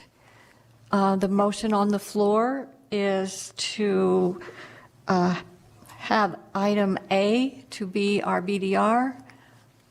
Mr. Marchant made the motion, and Dr. Jordan has seconded.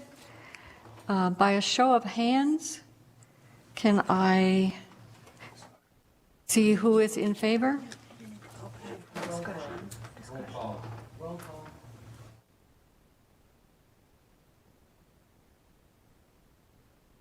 Oh, it's after the motion? You do the discussion? Yeah. Okay, sorry. It's open. Anyone have discussion on the motion?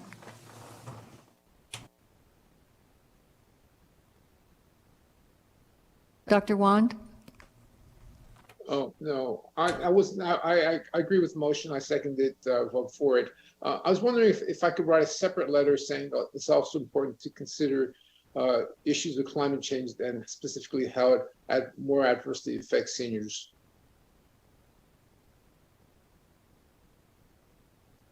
Would I be able to write a letter to that We will be effect? addressing that issue a little later in the meeting. Thank you. Thank you. Any other discussion on the motion on the floor? Ms. Laughlin? Just a point of clarification for a newbie. So when we put the BDR forward, are we actually putting together, are we making a recommendation of specific language, or does that come next? Or do we just give the LCB a general bill direction? I guess I'm a little confused because that would drive discussion if we have to drive down to, is it a percentage or is it a fixed amount, or is it, I guess I need some clarification to understand here. Thank you, Ms. Laughlin. Mr. Ashton will address your question. For the record, Patrick Ashton, LCB. What the forum will vote on under this motion is the language in item A of the work session document that was already summarized by Ms. Kalina.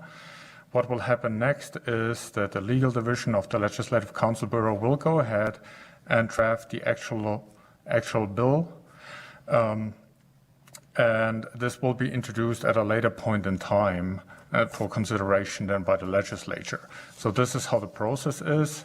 In addition to it, because it may require appropriations through budget committees, there will most likely be a fiscal note that will come from Nevada Medicaid and be attached to the bill once it's introduced.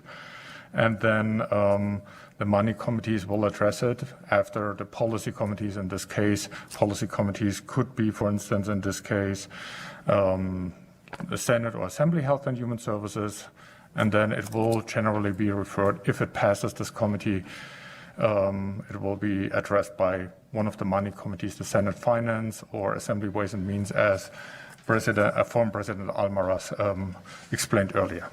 I hope this answers your questions, but if you have any follow-up questions, please go ahead. Oh, thank you. That answers my question. So essentially, it's this paragraph in our working document that says exactly what we're recommending. I understand now. Thank you.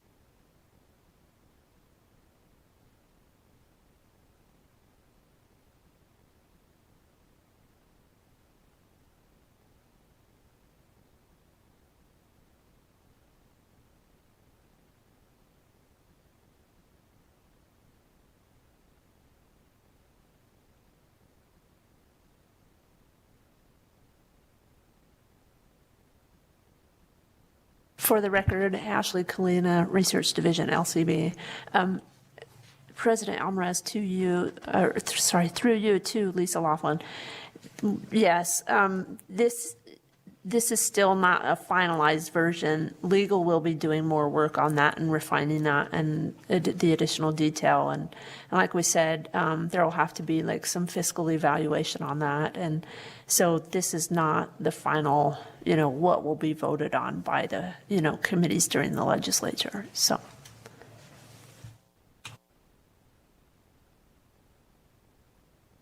Ms. Beharris?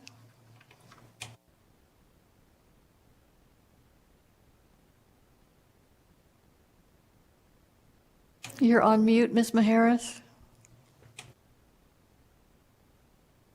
I do apologize again. I would like to know if the LCB is crafting the language, does it come back to members of our forum to make comments, or they are just going to make the language and present it to move on to the legislators and the money committees?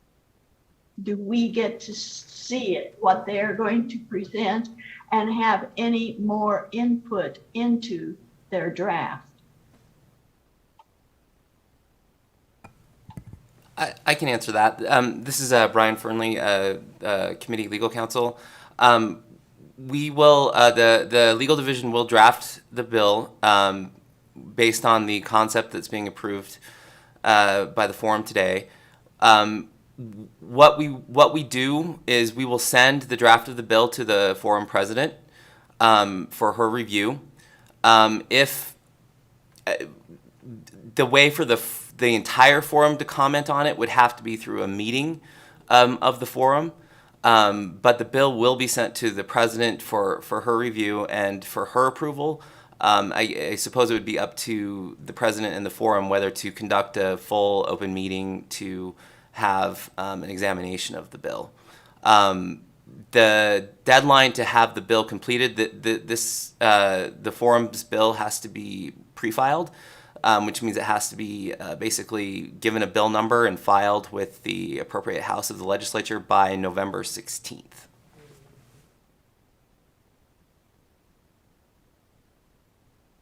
Thank you. Thank you. Thank you for that clarification. I'm calling for the vote. All those in favor say aye. Aye. Aye. Aye. Aye. Aye. Opposed?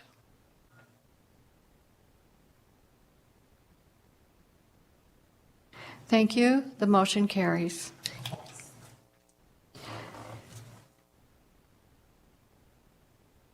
Mr. Marchant? Following the previous discussion, I'd like to move that point B be put in the form of a letter and submitted to the legislature and to the governor. A second.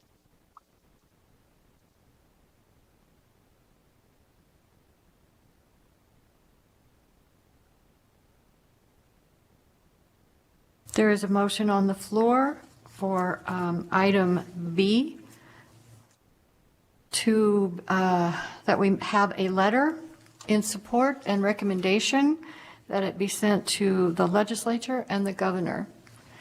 Mr. Marchant made the motion, and I'm not sure who seconded.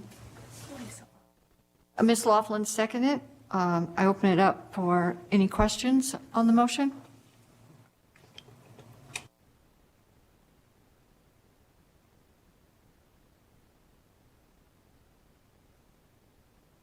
Ms. Maharis?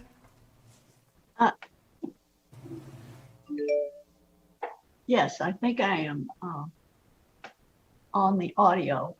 I find that confusing. I think we are supposed to just submit a BDR, and therefore I think that a letter individually might be okay, but I think it's confusing since we only get the BDR to add a letter to anybody, the governor or anybody. So I'm not happy with that. And I guess I oppose it. I do oppose it. Thank you. Ms. Kalina? President Alvarez, through you to Ms. Maharis. The committee or the forum has the option, in addition to the one BDR, the forum can also submit letters of recommendation or support, as well as have statements of support or position statements in the final forum report, just so that you're aware that is an option for the forum. Thank you.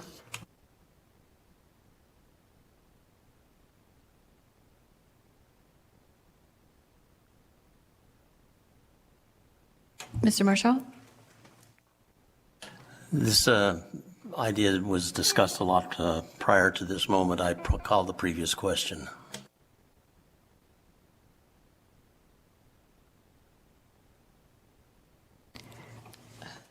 I called the question. Can I still do, Doctor? He called for the question.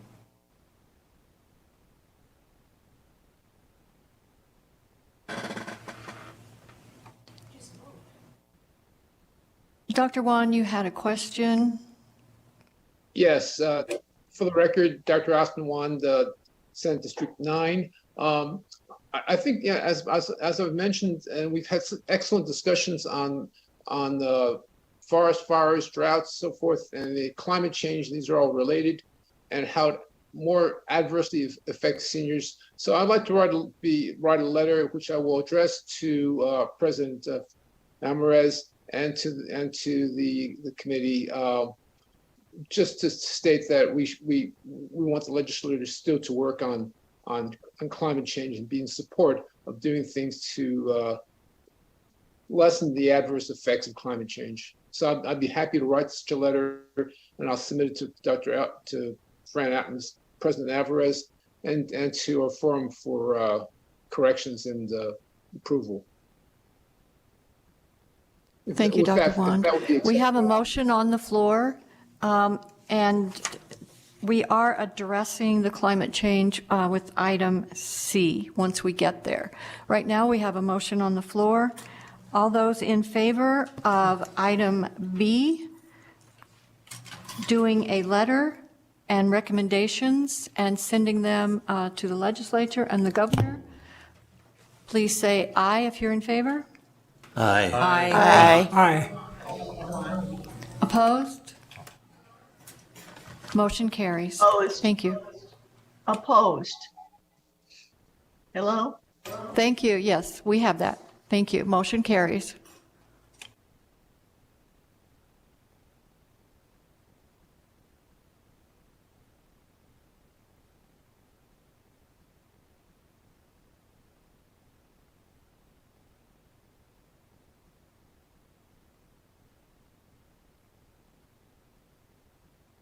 Forum members, we are going to take a 10-minute break before we start with the rest of our recommendations.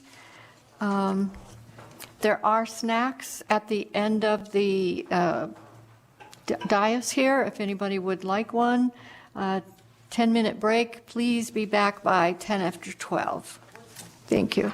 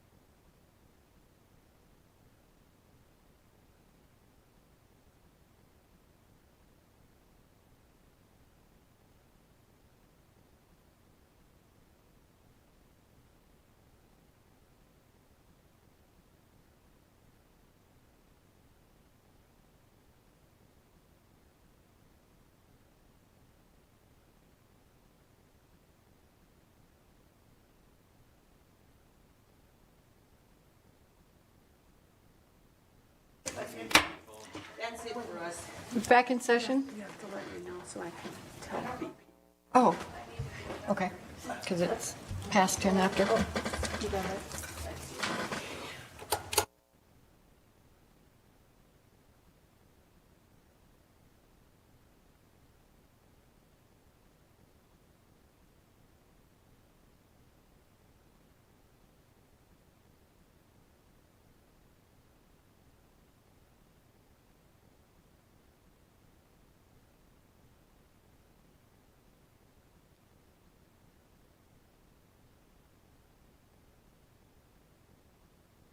Okay. Ms. Kalina, would you like to continue with the next item C? Thank you, President Alvarez. This is Ashley Kalina for the record with LCB. The next recommendation is to send a letter to the governor, the Department of Health and Human Services, the Southern Nevada Health District, and Washoe County Health District, urging these entities to bolster efforts that increase climate change awareness and build resiliency in the senior population of Nevada. The letter should encourage them to include in their respective emergency preparedness plans a special focus on senior citizens to prepare for and assist in climate change-related emergencies, including, without limitation, excessive heat, floods, low air quality due to wildfires, for example, and other extreme weather events. Additionally, the letter should express support of efforts to reduce motor vehicle emissions and increase tree canopy coverage in urban areas to combat ground-level air pollution and heat island effect in the larger metropolitan areas of Nevada. This recommendation was made by Forum President Fran Alvarez and Forum member Dr. Austin Wand, based on testimony provided by Washoe County Health District on May 12, 2022. We have Brendan Snyder of the Air Quality Management Division of Washoe County Health District available on Zoom if any Forum members have questions. Thank you. Thank you, Ms. Kalina. I'll entertain a motion.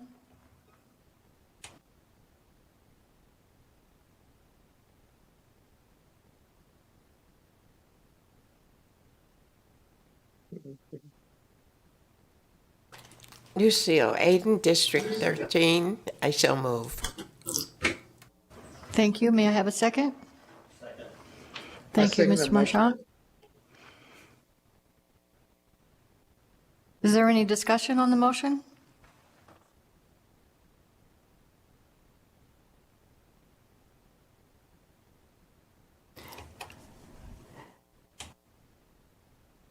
Seeing none, I call for the vote. All those in favor, please respond with aye. Aye. Aye. Aye. Opposed? No?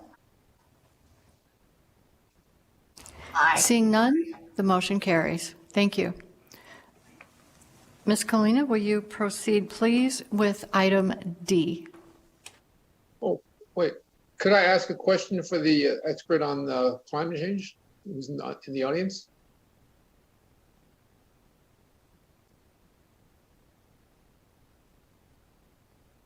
President Alvarez, may I ask a question, the climate change expert? Yes. So I was just curious with the devastating effect of the wildfires and how many people were not able to actually escape the fires. I was wondering if there are any nursing homes that were endangered by the wildfires and weren't able to escape because of the lack of mobility of the senior citizens.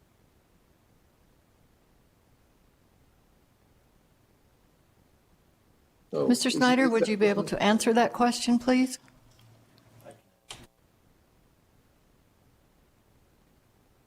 I can answer that one.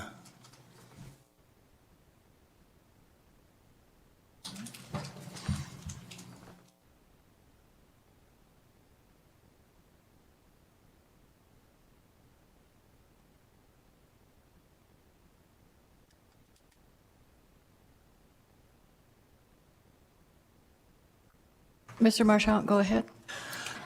In the Paradise Fire in Northern California, the entire town, including a senior living facility, was wiped out, burned clear to the ground. There have been other evacuations in particularly the California fires that have included moving seniors out of various residences into safe ground at various times during the disaster.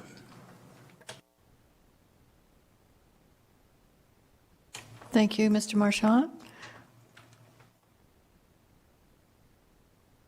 Ms. Kalina?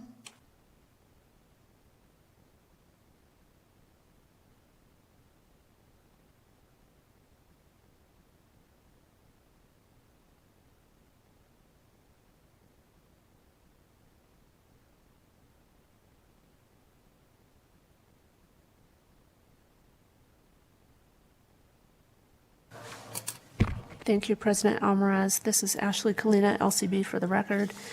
The next recommendation is to send a letter to the Governor, Department of Health and Human Services, and the chairs of the Senate and Assembly Committees on Health and Human Services, expressing the forum's support of the recommendations from the Home Care Employment Standards Board, including, without limitation, to improve the working conditions in the critical home care industry, increase the Medicaid reimbursement rate for personal care services to $25 per hour, and require personal care agencies to pay a minimum hourly wage of $15 for personal care workers.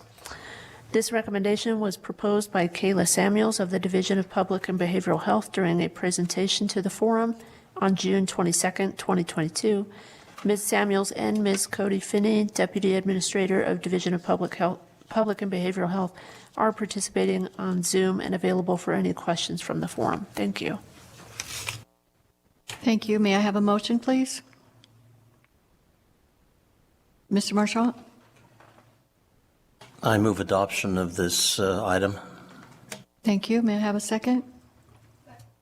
Thank you, Ms. Levitt. Any discussion on the motion on the floor?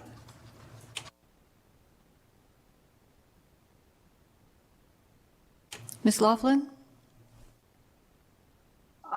It's been a while since we had the meeting, so my question would be, what are the current average wages for the personal care services that the committee is suggesting $25 and the hourly wage of $15? What are they currently earning?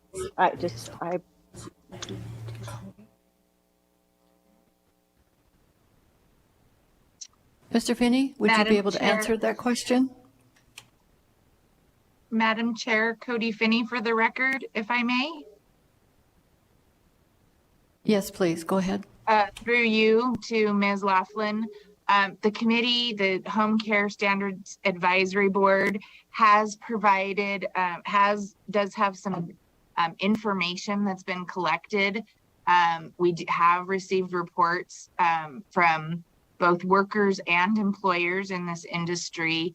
Some of those folks are making minimum wage, what is the current official minimum wage in Nevada, and some are being paid somewhat more than that based on demand. But we can certainly provide to the committee, again, the documents and information that we've collected on this matter. I will specify for the committee that the $25 would be the rate that Medicaid pays the agency. And if our recommendations are put into effect, and then the $15 would be the minimum wage that the agency could pay the actual home care worker, just for total clarification. Does that help with the question? I guess it doesn't really give me what the average is that they're making. And my concern is always establishing a pay scale ourselves, as opposed to, I guess, setting guidelines.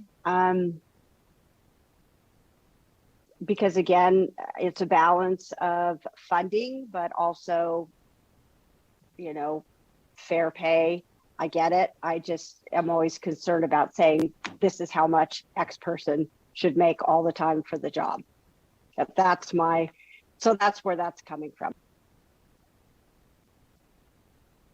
Cody Finney, for the record, I might share that the committee did also express some of those concerns. We do have an average in the information that we collected, and I will absolutely have that sent to you, but with the caveat that the information we collected is self-report. So we don't have a solid average that is independently verified by another agency. Thank you, Ms. Finney. Mr. Troth? Roger Troth, District 18. Let me ask the question. Now, you said this was Medicaid or government-funded operations to have these rates. In the private sector, if you were a non-receiving some kind of, government aid, those rates would be whatever the market bears for private facilities. Am I off-centered here? There's kind of two different things here. Cody Finney, for the record, that is correct. Thank you.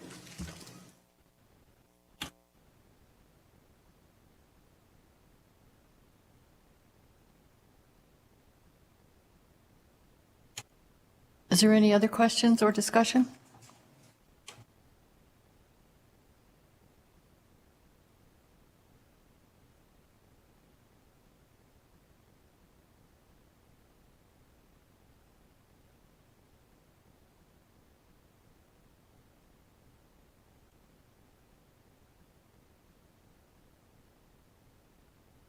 I call for the vote. All those in favor to send this letter for these recommendations, please answer by saying aye.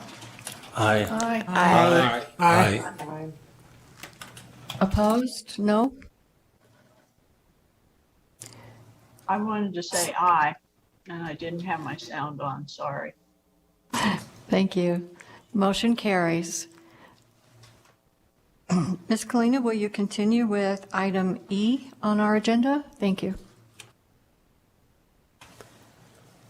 Ashley Kalina, Research Division, LCB, for the record.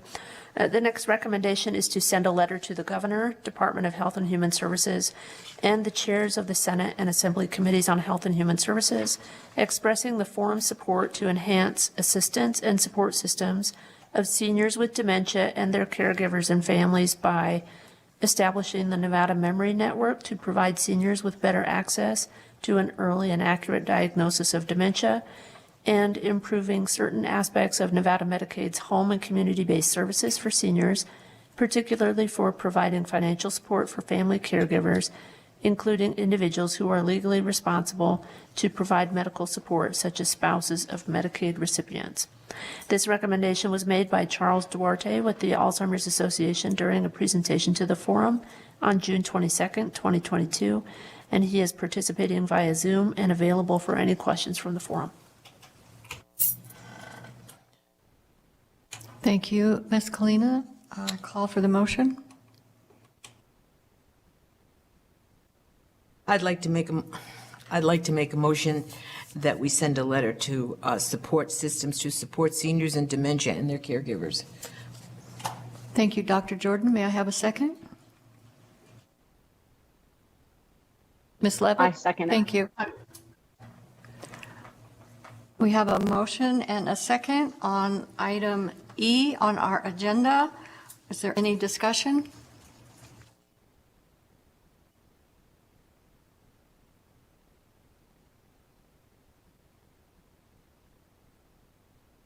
Seeing none, I call for the vote. All those in favor of sending the letter of support for seniors with dementia and their caregivers, please say aye. Aye. Aye. Aye. Those opposed? Motion carries. Ms. Kalina, would you please continue with item F on our agenda?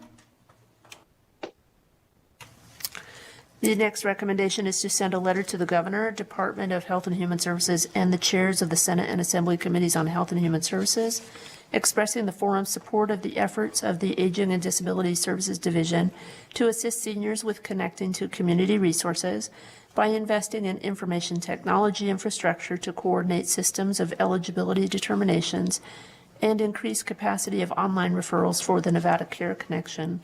The forum also supports efforts to have the Nevada Care Connection established in statute, enabling the recruitment of aging and disability regional coordinators to increase outreach and public awareness of the Nevada Care Connection.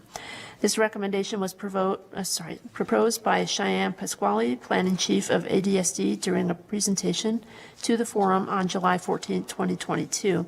She is available here in the committee meeting in case members have questions about this recommendation. Thank you, President Almaraz.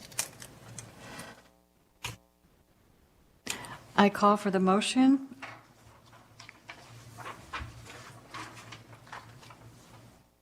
I move approval. Thank you, Mr. Marchant.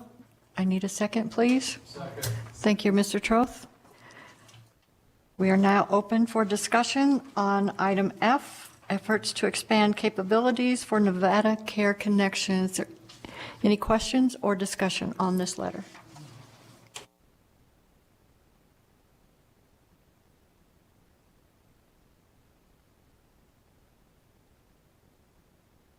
Seeing none, I call for the vote. All those in favor, please say aye. Aye. Opposed? Say no. Motion carries. Thank you.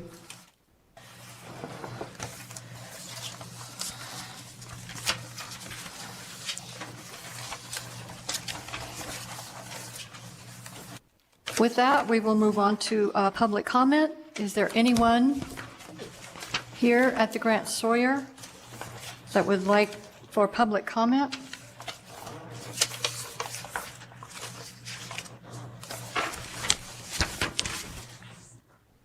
Seeing none, is there anyone in Carson City who would like to provide public comment at this time?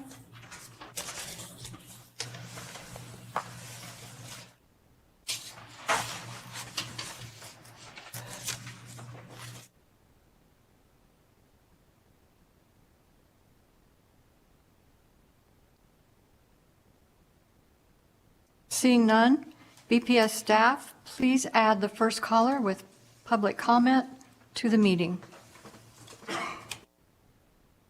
Chair, the public line is open and working, but there are no callers at this time.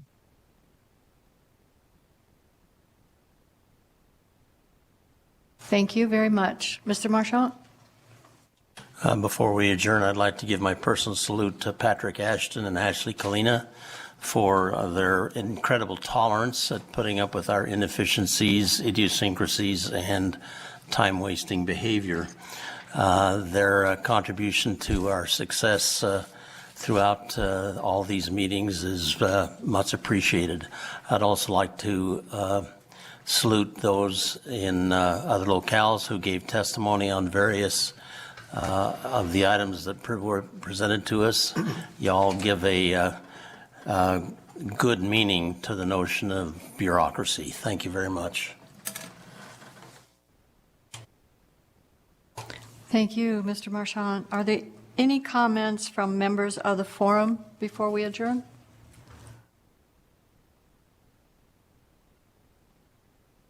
Seeing none, I would like to. I'd like to thank President Almaraz for the job she's done in leading this forum. Thank you, Dr. Wand. Ms. Majerus? Yes, I just want to wish everyone who is a member of this group health, happiness, and harmony, and keep the faith that things are going to change in a positive way, and thanks to all who have supported us. Thank you, Ms. Majerus. Anyone else have comments? I would like to thank all the members of the forum for your dedication, your participation, your comments. Has led us to a very successful forum. I would also like to thank all of the staff who have, as Mr. Marchant said, kept us in line, given us the information that we needed to be successful. And as this is our last meeting until after the legislature meets in 2023, I would like to wish all of you a successful and happy time until we meet again. Thank you all. Motion to adjourn. We're adjourned.